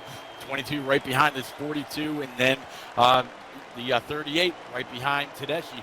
Not too far off, as they're coming through this other interloop right now, coming across the start stripe. And as they do that, there is 2 cars around and 20 more laps to go in the final stage. Yeah, only 20 laps, though. Seems like a lot, but it is not a lot. You do have a lot of time here on the track to maybe make something work, but it's late in this race. So we're going to have to see if anybody can catch up with Fluffy, or, this pit cycle is going to be starting here. Probably, about 6-7 laps? Well, if Big John decides to cycle on through his menu instead of concentrating on his marks, I'll be more than happy to get that for you.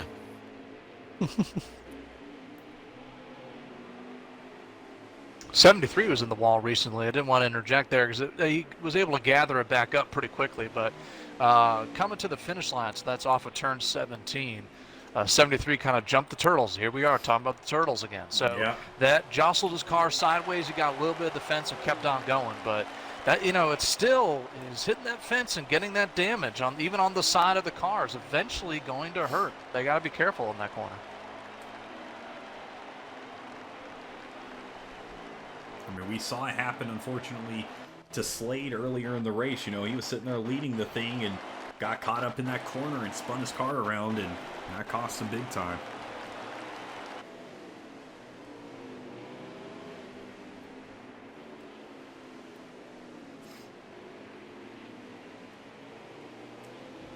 The sights and sounds of the Roval, Ace.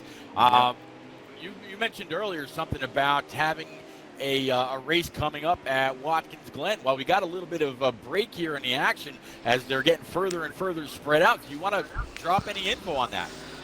I'd love to talk about it, yeah. So I run a little league called Chickafoot Racing League. Well, I shouldn't say little, but we've been around for close to 10 years, and we're kind of on our comeback swing. We're actually the only league, I think, that got shut down because of COVID. And it's a long story of how that happened.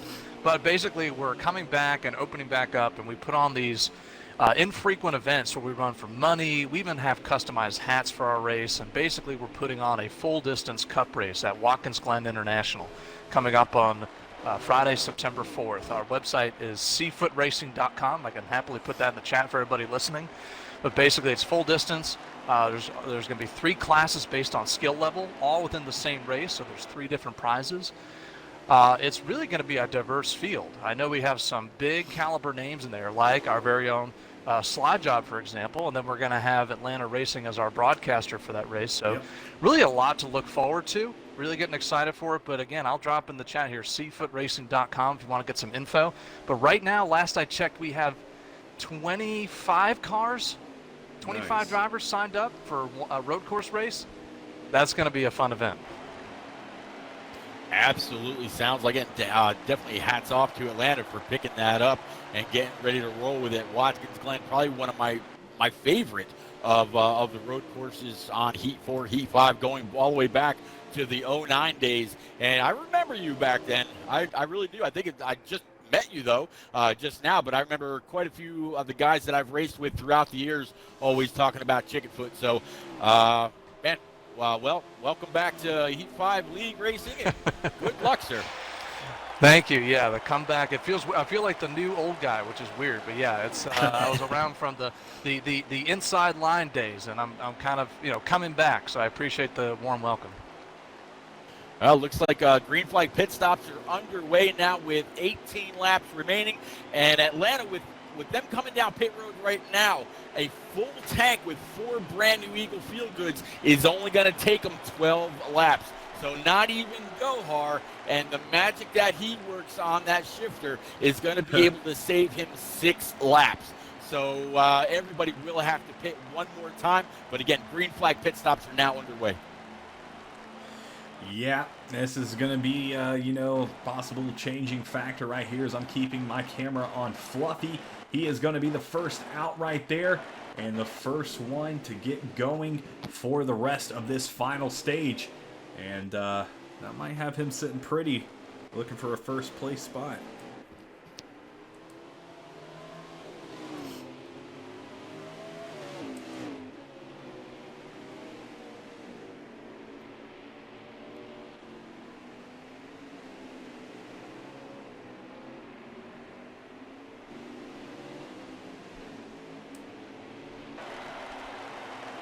Seems like all night long, Ace, no matter whether it's right after a restart or, getting the game going all over again, it seems like it's still been the same guys up front. You've got the 16, you've got the 6, you've got the 42, you've got the 22, you've got the 12, and a couple others.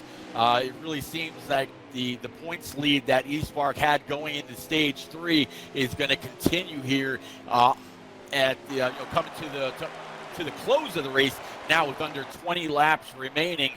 Do you think anybody's going to have anything for that Fluffy guy? It's hard to say, but I'm going to say more towards no, except I just saw the 4 card is about launch into space going into turn number 11. And I think, yet again, here we go, we're going to talk about the turtles.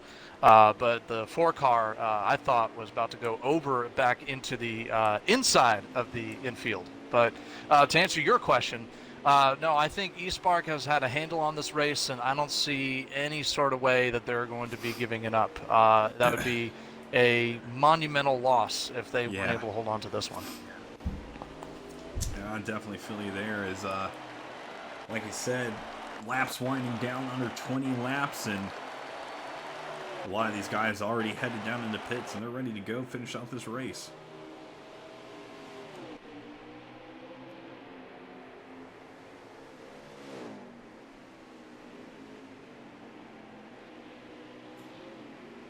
Well, I tell you, with the points that Espark has right now, they are very, very close, if not just going to outright take over the max points. It's really going to be interesting to see if, when all this is said and done, if there's any points deducted for any kind of violations or anything like that, or if they're just going to be able to go ahead and take the top spot. I believe it's American Ethanol right now in that P1 spot, but there's another heavy hitter that's going to be out there on track tomorrow night with the one and only Shake and Bake. They're taking on the Mountain Dew Southern Series from Road America right about 8:30 tomorrow night. That's going to be with Kid Dynamite, JRM Dohar that's been on the track tonight, Word Burton that's been in chat, and then Kay Harvick, guy that you hear very, very often, one of the main voices for the Espark community. So there's going to be a lot of great racing from Road America tomorrow night. Well, I'm very excited to watch that race. I'll definitely make sure to tune in on Twitch. I know Shake and Bake is a great league, so they'll definitely have a show to put on, and that'll be fun to watch. As we are still watching the 16 of Fluffy, a huge lead now, and this has pretty much just become Fluffy's show.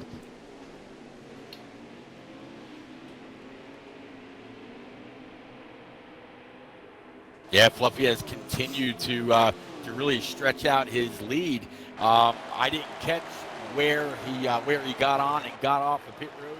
You know, what kind of stop he had and whatnot. I'll grab us a lap count here in just a second. Looks like we're on lap 13 of 27. So at the line, that's going to leave us with 14 to go. And again, everybody will have to make one more green flag stop before we can call this official.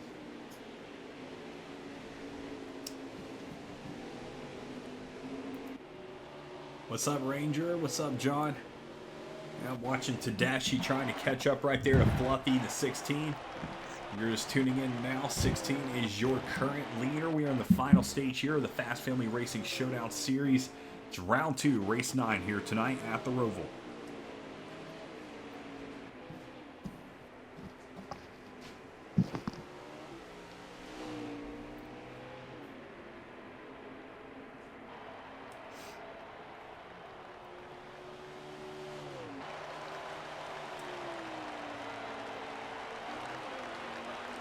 All right, definitely got some guys that are hitting a little bit later. Scott Hall for life in that 12 is actually coming on down pit road right now. So he's, depending on what he's capable of, he might actually be able to go the distance from here. Not quite sure. I'm going to guess that it's been about 3 laps since Big John made his way back out on the track. But the 12 of Scott Hall for life.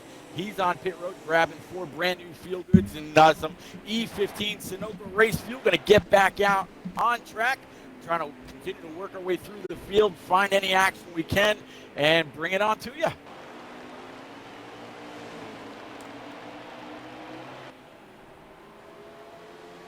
Yeah, it's sometimes very spread out here, Ace. Yeah. Sorry.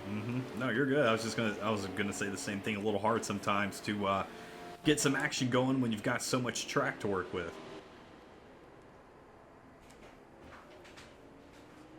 It's tough to keep up with. Yeah, it is.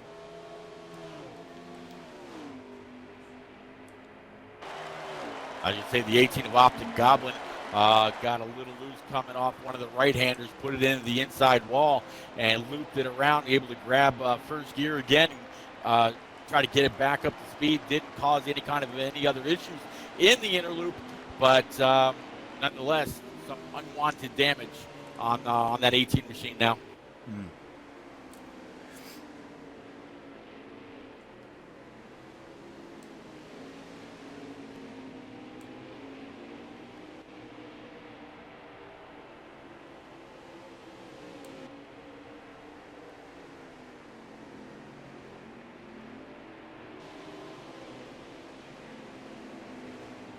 Ooh, 42 car was wide going into turn number 3.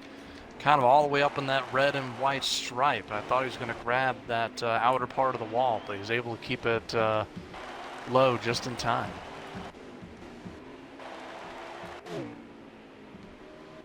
And that's a treacherous part of the track, too. I mean, that's where the car really wants to jump out, so you really got to hang on. That's the, I guess before we came up with the hotcake corner, I guess that's what we'll call it, but that's really a part of the track you really want to be careful. That's true. Especially when it's winding down, you ain't trying to lose it like that. So you got Atlanta, a little bit of a battle back here between Dohar and the 95. Looks like Dohar is going to be able to get on by, but not after a little bit of contact. But move that 88 up one more spot.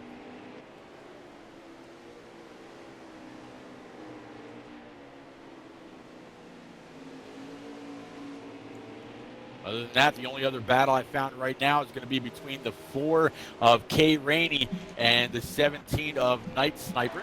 This is going to be a battle between both Palmetto and Espark. pretty close on track, but it looks like 17 or no, 4 is going to be able to dive it in just a little bit, try to get back to the throttle, but 17 is going to be able to hold them off. Yeah, nice sniper doing a good job right there. Is we are almost 22 blown motor. Uh-oh, Brian Tedeschi blowing motor right there.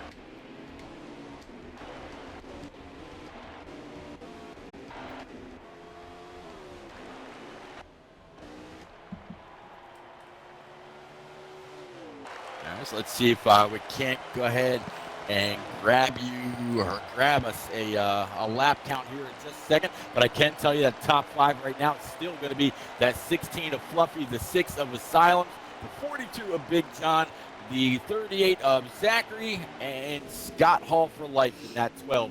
As it looks like Kate Rainey's going to bring it on down pit road.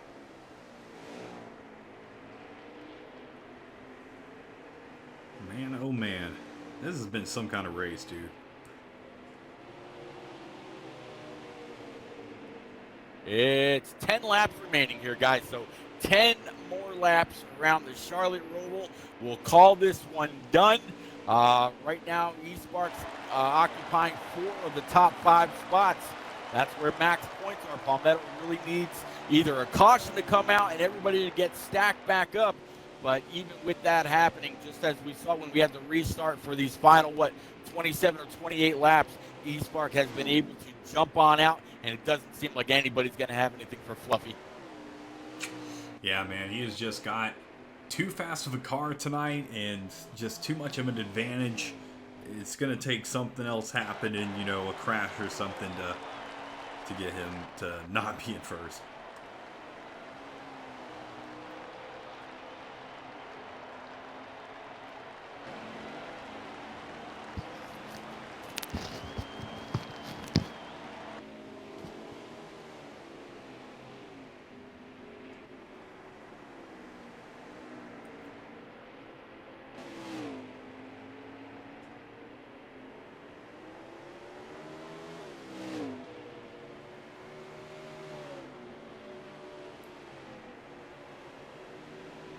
And 42 coming down pit road. Yep, he was going to be able to make it until about 6 to go, but it looks like he's going to come down a little early, fix up a little bit of that damage, maybe try to get back out as soon as possible. Going to pull in right behind the parked Ford Mustang of Tedeschi. Going to just grab what he needs, get back out, try to retain as much track position as he can, Ace, and hopefully he doesn't lose too much, but it definitely looks like he's taking 4 and just enough fuel to make it the rest of the way. I think that's the best call. I mean, you know, with 2 tires at a road course and the option of not being able to take lefts, I mean, there's just not many options other than just getting 4 fresh tires and just going for it. But there's potential for a lot of imbalance if you're going with only 2 tires, especially with 2 rights. Yeah, unfortunately, the game doesn't give us a chance just to take lefts. I've actually heard some people say they wish they would actually implement that, but yeah, I don't see that happening. I mean, when it comes to a real NASCAR race, most of the time you see people taking right sides, not really left. So just keeping it kind of status quo with what the real sport does. Yep, you're exactly right. As the 16 of Fluffy has now entered pit lane, he's going to be headed out here shortly. Let's take a look at some of the other drivers. Well, Ooh, 6 car did that same corner really wide, turn 3, kind of like what the 42 did a couple laps ago, as he kind of went really wide and arced it. I'm wondering if that might, I don't know if that damages from right now or what, but wondering if that's affecting the way he's having to drive here.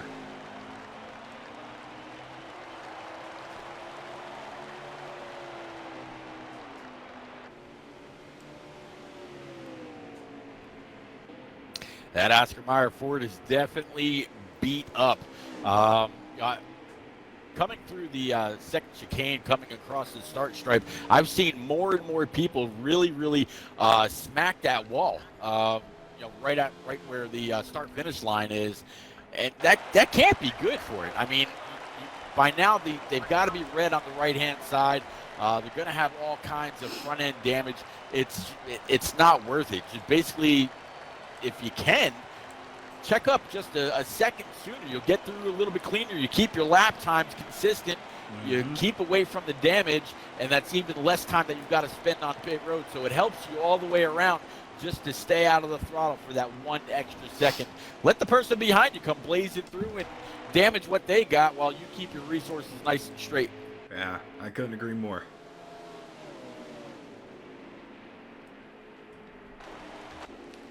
Well, it looks like Fluffy did make it out. And as this pit cycle gets around, we'll see if he'll be able to take this thing.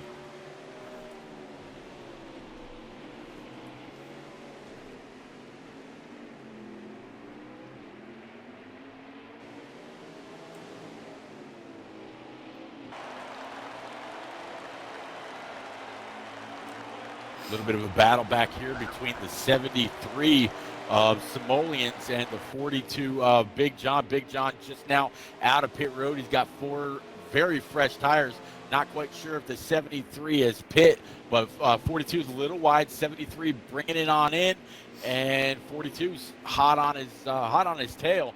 But with everybody pitting and this cycle about halfway through, 42 went from second back to 6th, which means there are going to be more people up ahead of him. Not quite sure if it's all Espark, but at least that 73 is up there. Yeah, that's true. And I just saw the 2-car stopped again off of the turn number 12, and I know I saw him stop before to give up a lap, so I'm curious, did he skip the corner and stopped? Because he was only down there for a brief moment, but that's the second time I've spotted the 2-car stopped on the track. Yeah, I saw that car stopped on the track. I didn't know what was happening. Yeah, this time off 12, so I'm not really sure. It seems like that and turn number 17 are really the corners that you can potentially overshoot, so I'm guessing it's probably because of that.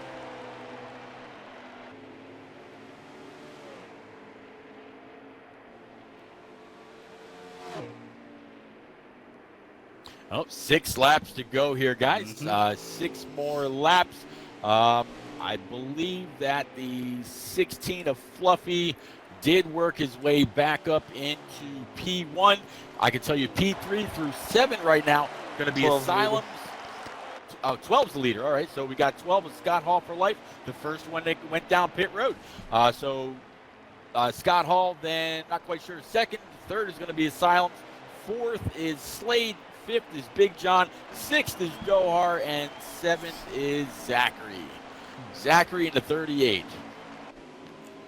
Old Zach Attack. Yeah. Change the first name, and you'll find out who's going to be on track tomorrow. The old J-Mac Attack. Nice. When Espark, I'm sorry, when Shake and Bake takes on the Mountain Dew Southern Series from Road America. Don't forget, 8:30 tomorrow night. It's going to be another great race, and the last race of round number 2. Again, after that, we find out how the points fall, find out who's going to have the bye as we head on over to the Super Speedway races.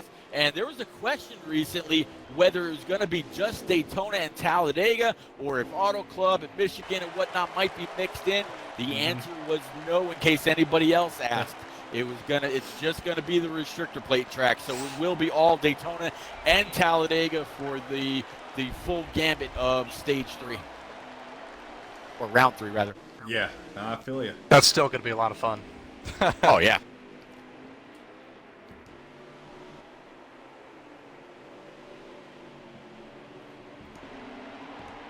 You know, it's funny to consider Auto Club as a plate track, if you will, in a way, because of how wide open it is. But I'll shout out my folks at Impact Racing League. I did a race there with the Truck Series, and I was not aware that literally is a wide open pack racing track until I ran it. So that's definitely a track that surprised me when I ran that. Yeah, Auto Club Michigan, they're a ton of fun, no matter how you look at it. I see the 2, like you just said, he was actually stopped right at the start stripe that time and got up and got going just as the 6 of Asylums went speeding on by. So not quite sure what that 2 is doing here, guys.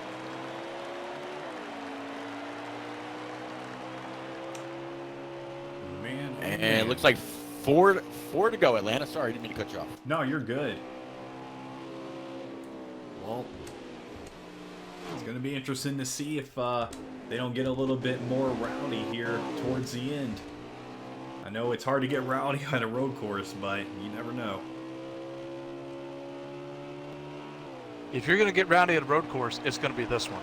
We've seen plenty of events here in real life as well. And, you know, Repeat was talking about when he was there for the Chase Elliott race. I was actually had a box seat for the inaugural race and saw the Truex and Johnson incident up close. So nice. that's definitely a lot of craziness. Oh yeah. Yep, Blaney went on to win it. Locked himself in from there. So, yeah, a lot of great racing that year.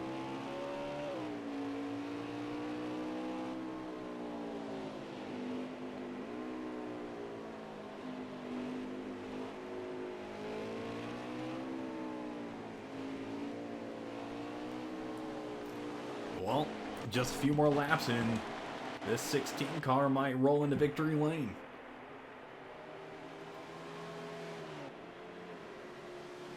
Yeah, if he can keep it off these walls, he's done a phenomenal job. You know, if you ride around with him, not a whole lot wrong with that 16. He's looking pretty good. Mm-hmm.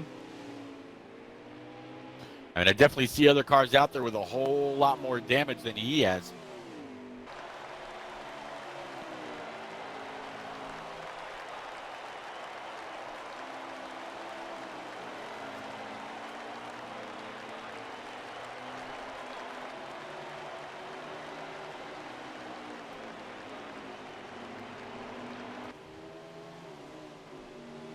This is really a fun part of the track. This really big inner loop. When I went was at the race where Chase Elliott was able to get it done, we sat right over the exit of the inner loop, and to watch him take the green, go all the way in, all the way around, come on back in, just watch him come at you, and hearing him get on and get off the throttle, hearing him go through the gears. That it's such man. It doesn't get much more exciting than that. It's indescribable, but I can actually tell you, I know exactly the sound you're talking about. I mean, these guys just get on with so much horsepower, then off and back on, and you just hear every second of it. It's really a great experience. Yeah, I know exactly what you're referring to.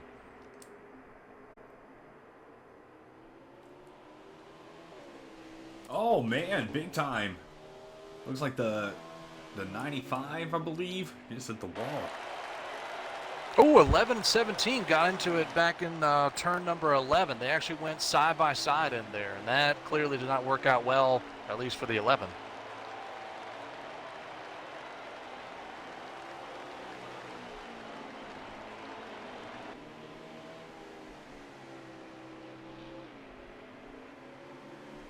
All right, this time by when the 16 sees the start stripe, it will be one more lap to go. So, break it on out. 16. I mean, if he doesn't screw up here on the final lap, he's gonna be doing some donuts. We'll be talking to him here in the booth. Espark is gonna be walking away with a ton of points. Again, Slide Job will post all the points either later on tonight or tomorrow after looking at any and all penalties, if there were any, and get it all taken care of. But Espark definitely putting on a very dominant performance here tonight. Yep, they sure have been, and that's like I said at the beginning of the race. That's what I've seen a lot during these is teams working together and getting 4 or 5 guys up at the top, and that's what you got to do to secure that win. That's what you got to do. So watching Fluffy and these Espark guys working out here tonight has been great at the Roval, and we'll hopefully see some more of them in the next round.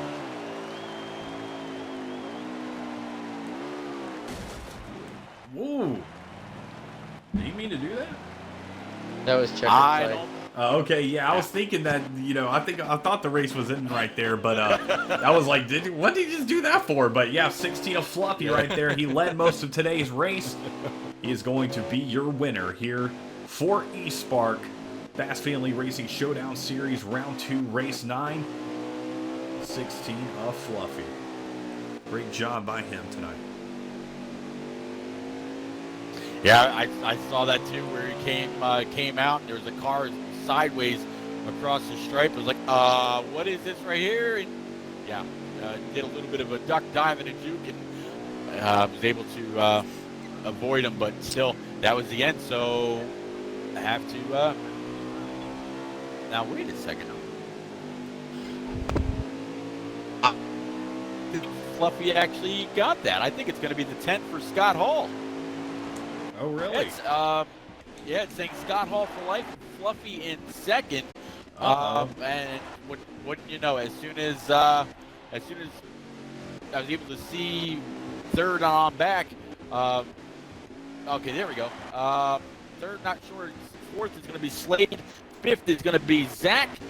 Big John, Josh, JRM, Dohar, Toasted Gamers, Optic Goblin, and company. But yeah, actually second. Yeah, so it's going to be Scott Hall for life, Fluffy the Silent, Slade, and Zachary is going to be your top 5. So it's going to come on down to that 12 car.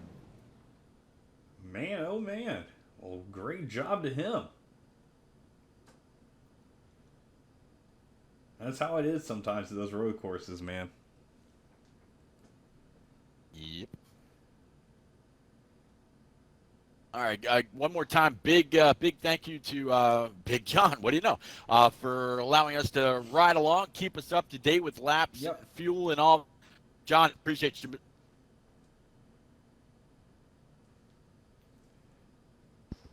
Atlanta, you have the lobby. Atlanta, pause the lobby. You're the host now. There you go. Thanks, sir. Uh-huh.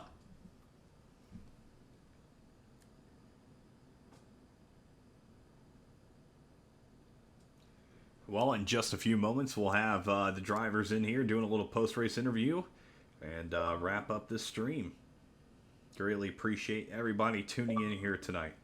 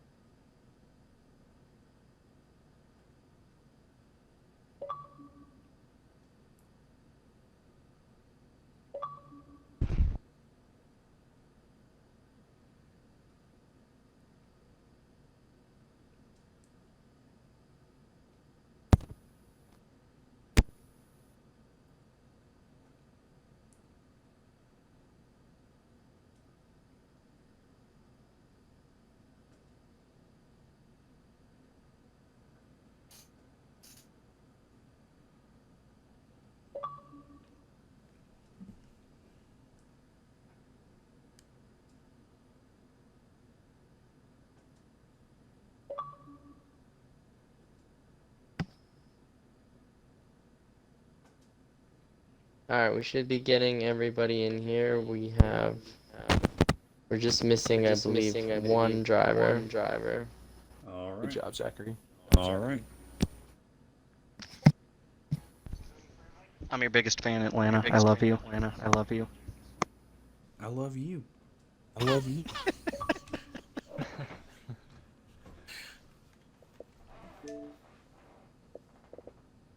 Make sure I don't have anybody. The fuck do I not have a backup QB? That audio better be included. I want the world to know that I love you. Oh, it's definitely clear. Everybody knows now. Yeah. Somebody has a bad echo. Alright, we're just waiting for 2 more drivers, and we'll be set to go here. Sounds good. Zachary, did you get Colin for me? Looks like Ace Petty's connecting. One of your broadcasters. Here, I'll invite him. I'll talk. Thank you.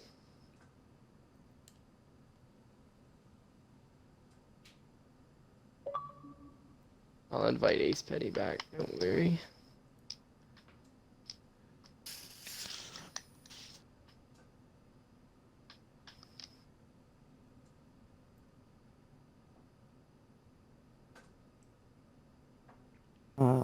Alright. Well, we can get started here, and then we can pick up any interviews that we missed. So, we're gonna start with second place for Palmetto. He finished 10th. We're gonna talk to Optic Goblin. All right, Optic Goblin, you had a good race tonight. How'd you feel about the Charlotte Roval race? Those curves are devastating. Yeah. I don't know if it's the controller or it's the game itself, but you hit them just right, you 180 instantly. So. Yeah, I know that can definitely be difficult, especially at a road course. You know, you're constantly turning, and they're all pretty much different turns. So judging that, and actually having to practice a lot is what makes me better at it. But it still, even with practice, you never know in what scenario you'll be in when you're going up against another league. So it's something to work with. But how do you feel about the Showdown series, and how do you feel like your league did overall? I felt like Showdown was great. I wish I could have made it to round 1 and given us a few extra points for a better seed, but school comes first, so it is what it is. But I felt like we were pretty competitive. I mean, we got a tough matchup here, and I didn't see us winning coming in, so. Yeah, well, you guys gave it your best shot, and y'all did a great job tonight, so greatly appreciate you talking to me.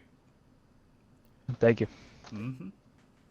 All right, now your number 1 ranked driver for the Palmetto Racing League is going to be Josh 5893. Hello. All right. You want to take that repeat? Sure, Josh. It's repeat. How are you, sir?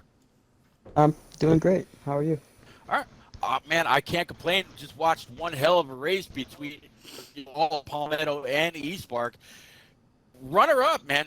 That's phenomenal considering the talent that all of y'all were up against. And not only that, Palmetto's had a few guys up there as well.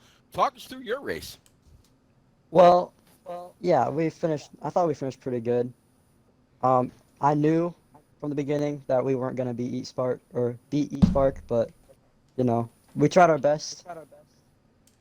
My goal was just race clean, get as many clean laps in as I could, just try to finish as best as I could. Where do you think that you might have been just kind of lacking just a little bit? Definitely through some of the chicanes, I had to slow down a little bit. Try not to hit people, especially it was tough at the Roval. Side-by-side racing is very difficult through those chicanes. You have to plan your braking points and everything. Definitely sounds like you went in. Yeah, definitely sounds like you went in there with a little bit of a strategy in mind, where you were going to be a little aggressive and where you had to be a little cautious. But man, good. Congratulations on your finish tonight, and good luck. Thank you.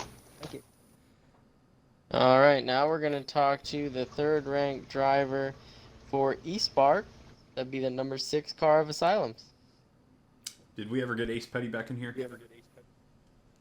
I invited him. He said he's having internet issues, so we're going to Well, try Asylum, again. how you doing tonight, ma'am? And how do you think your race went for your Espark guys? Congratulations on your win.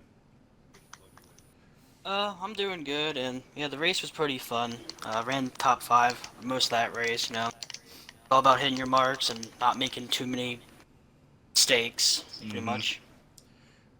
Definitely agree there. Well, you guys have done great so far. You did great in round 1, and great in round 2 as we just saw. What are you looking forward to in round 3 coming up here?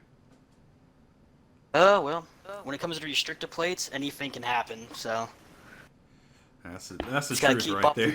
optimistic about it. Yeah, that's the truth right there. Well, great job tonight for you and your teammates, and hope to see you guys here in the next few weeks for round 3. And thanks for talking to me.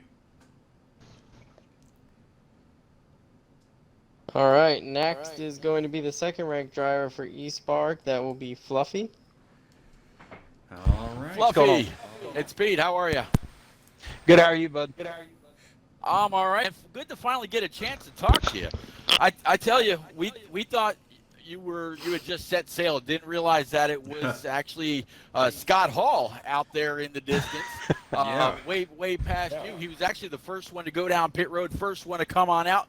Not quite sure if it was a little bit of strategy or not, but you definitely had a rocket ship. I was talking a little bit about you during the race, how you came on over from the PlayStation side, joined Espark here on the Xbox side. You definitely were a great addition to the series tonight. Talk us through it, please.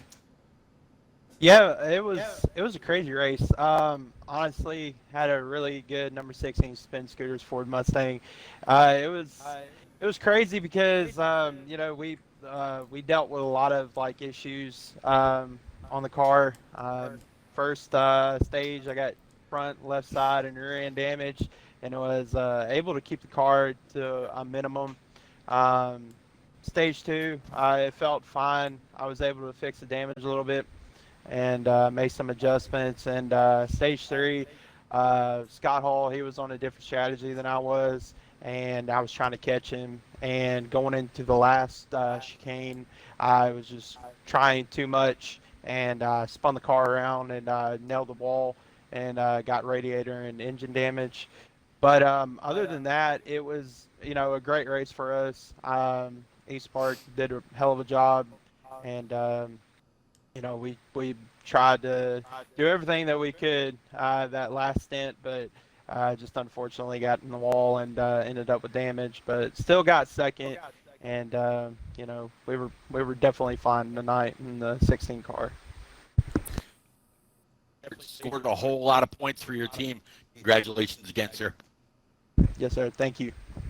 Yep. All right, and last but not least, our winner, Scott Hall for life. All right, well, Scott Hall, you took home the win here tonight for the Espark guys. How do you feel? Man, I feel great. It's an honor to, I guess, first off, let's just start with where we should be. Thank you to everyone that's putting on this tournament. The Fast Family tournament's been a lot of fun. I know all these Espark guys are busting ass trying to put in extra practice time, and a lot of these guys are pro league guys. So you guys that are making it happen, and everyone that's watching these streams, that's the only reason we're able to do it. So thanks to all y'all for paying attention out here, and thank you guys up there in the broadcast booth. But yeah, that race was just nuts. I don't know. How did it look from up there? Yeah, it looked like a fun race. It's always a little bit harder on the cars at a road course, but you guys did great, and there was a couple of turns where some guys got the corner eat you up and spin you around, but other than that, it was some good racing. Yeah, these Palmetto guys really came out here, and we were kind of looking at those leaderboards early in the week to see what we were going to have to weigh ourselves against, and they should pat themselves on the back because several of them had us a little bit scared. Not really scared, but we were paying attention to you guys. So, as part of Espark, honestly, a year ago, I wasn't in this league, and I saw something like this happen, and it's an honor to be here, man. So to get a win in this, it feels really good. It's a team victory, So I was watching Fluffy catch me lap by lap, and then I told him I think that he just biffed it on purpose because he felt bad for old Scott Hall. But we're gonna take the victory home. We're gonna breathe our fresh air of our filter time Espark household here, and we appreciate it. Life's good. Well, that's what I like to hear. Well, that's what. Congrats on your win, and we'll take it back up to Mr. Slidejob. Yes, sir. So it was definitely an awesome race. Definitely, we saw Espark take the lead in the first two stages, and that seemed to continue. But it was definitely a close stage 3, a lot closer than maybe some might have thought. As far as stage 3 results, PRL is going to come home with 242 points, Espark to 292. So if you're keeping track at home, that's going to bring PRL's total up to 261, and taking the number 1 spot unofficially by 2 points, 383 for Espark. So unofficially, that's going to put them at the top of the leaderboard by a measly 2 points. We'll review all necessary videos, and we will post official results. But for the moment, Espark takes the top spot. So we're going to talk to JRM Dohar, owner of Espark and the admin for the Cup Series. So, Mr. Dohar, you guys unofficially not only won the matchup, but took the top spot by just 2 points. How does that feel for you? It feels good, but the race tomorrow has me stressed, so I'm issuing a challenge to Shake and Bake right now. If you're listening, I know you're listening. Our top driver, Mr. Trackbar, was on the bench. I dare you. Friendly challenge. Put your best driver on the bench tomorrow. Let's see how it shakes out. That's what I'm going to say. But overall, I mean, for these guys, I couldn't be more happy and blessed for how we ended up performing. I came into this race. I hate this racetrack. I was praying to God while I was watching the track draw that we would get Sonoma. I did not want the Roval. I didn't want it at all because I hate it. I do not like this racetrack, especially on this wheel. I tried going back to controller this morning for the first time since April, and I was wrecking worse. So I was like, well, I guess I got to suck it up on the wheel and just do it that way. But overall, I'm so proud of the guys. Scott put in so much practice time, and I was so happy he got the win. I knew Fluffy had it covered on speed, and I said to Scott, you know, if you think you can do the fuel strategy at the end, do it. And we got them both ways covered, and that's all we can ask. But we had to overcome adversity as a team. You know, with Trackbar being on the bench, one of our guys that didn't race in round one had to step in and come in, and unfortunately Tedeschi had to leave while running second. He just got called. He had to go to work, and unfortunately with the restart wasn't able to finish the race and finish second to last. So that's a bummer because that was some critical points we really need to put ourselves above Shake and Bake for tomorrow because we know that we were racing them for the bye. But is what it is. That's how circumstances play out. If I got to race a super speedway round, I'd rather have nobody else than these guys I have all around me as a team. We're a cohesive unit. We all work together. Coming together, so I'm just glad that everything worked out in our favor for Espark tonight. Absolutely, and if by chance you end up racing the road course round, what's your strategy going into that race? Well, going into the super speedway round, what we'll have to do is we're going to have to work on cohesion, but we've got some of the, I mean, I'd like to think that we have some of the best drivers on the game, but when it comes to super speedways in particular, we've got some of the best ever that have ever graced the racetrack. I mean, Trackbar is phenomenal everywhere, but he and I worked together so well at plate tracks in the Pro League. You had Brian in there. You had guys like Fluffy and Slade, add Captain as well. You know, it's going to be a team event, so it might not be thrilling from a racing perspective, but from the cohesion standpoint, it'll be pretty thrilling to just see how we do as a team. Absolutely. Well, Daytona and Talladega always bring a lot of excitement and crazy moves, so can't wait for that. But you know, for you, I'm sure you're hoping you not even have to worry about it and go to round 4, but we shall see. One more race to go tomorrow. And moving on, we are going to talk to Mr. Zachary 7007, owner admin of Palmetto Racing League. So unfortunately for you today, your team just did not perform to match Espark. However, you guys put on an excellent performance, gained a ton of respect for the community for your performance. Tell us what your final thoughts are for the tournament and how proud are you of the performance your team put together. Thank you. First of all, I just want to thank all the people who put this together, all the commentators, all the stewards, everyone. It was a great show. And I'm happy that we made it at least this far, and got at least some recognition, hopefully a little bit, as far as our league goes. The race went pretty well. I absolutely punted it on my my qualifying lap, so I ended up starting in the back. So just trying to navigate track position was absolutely terrible. Going 4 and 5 wide through one corner, obviously that's not going to work. But overall, I'm proud of my guys. I think we did as well as.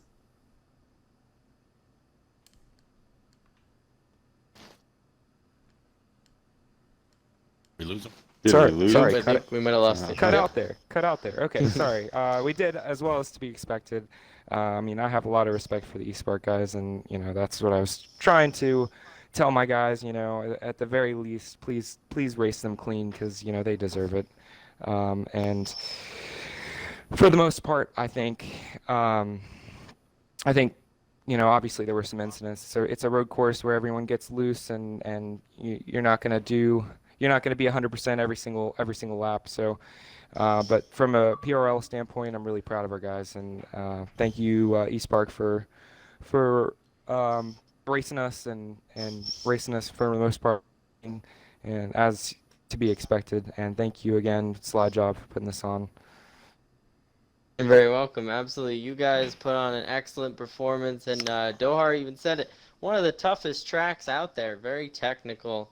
So just to be able to drive the track as well as you guys did and carry that much speed is a feat impressive enough.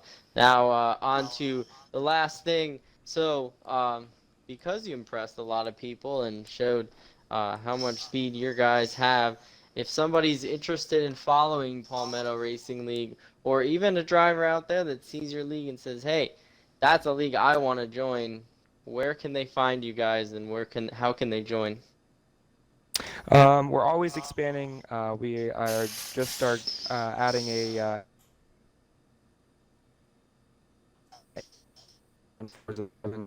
so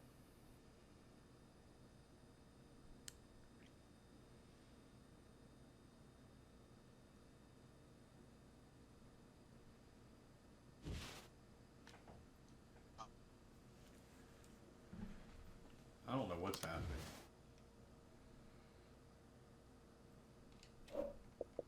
Absolutely. Definitely check these guys out. Give them a follow if you're a driver looking for a clean and fast league. Check these guys out. Fantastic group. Highly recommend them.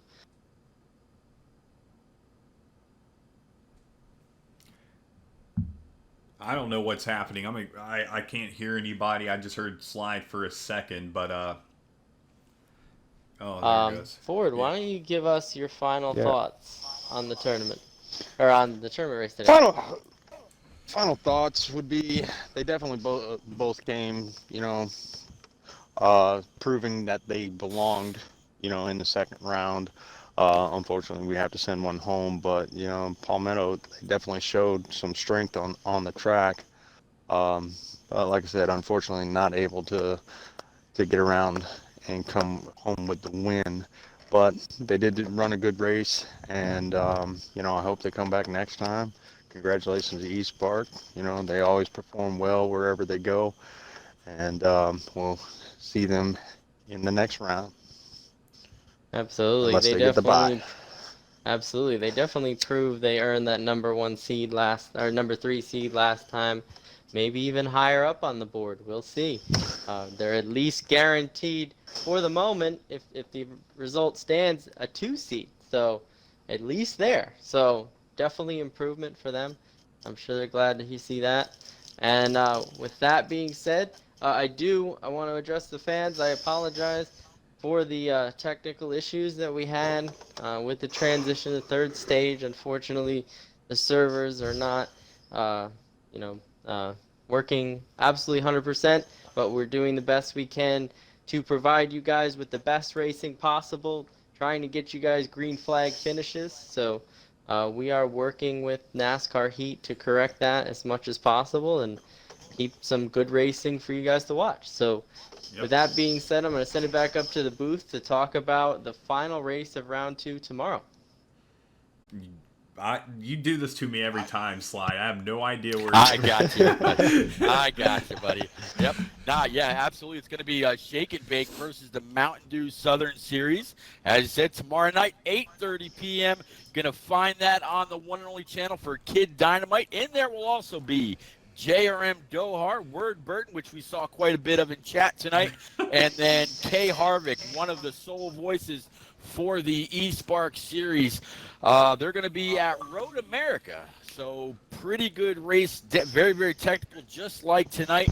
So the last big obstacle that, or pretty much, I think, personally, the only obstacle that Espark is going to have to overcome is going to be Shake and Bake. They've got a stout roster, but Palmetto is going to, I'm sorry, not Palmetto, Mountain Dew Southern Series, they're going to be coming loaded for bear. It should be a great race here for Tup.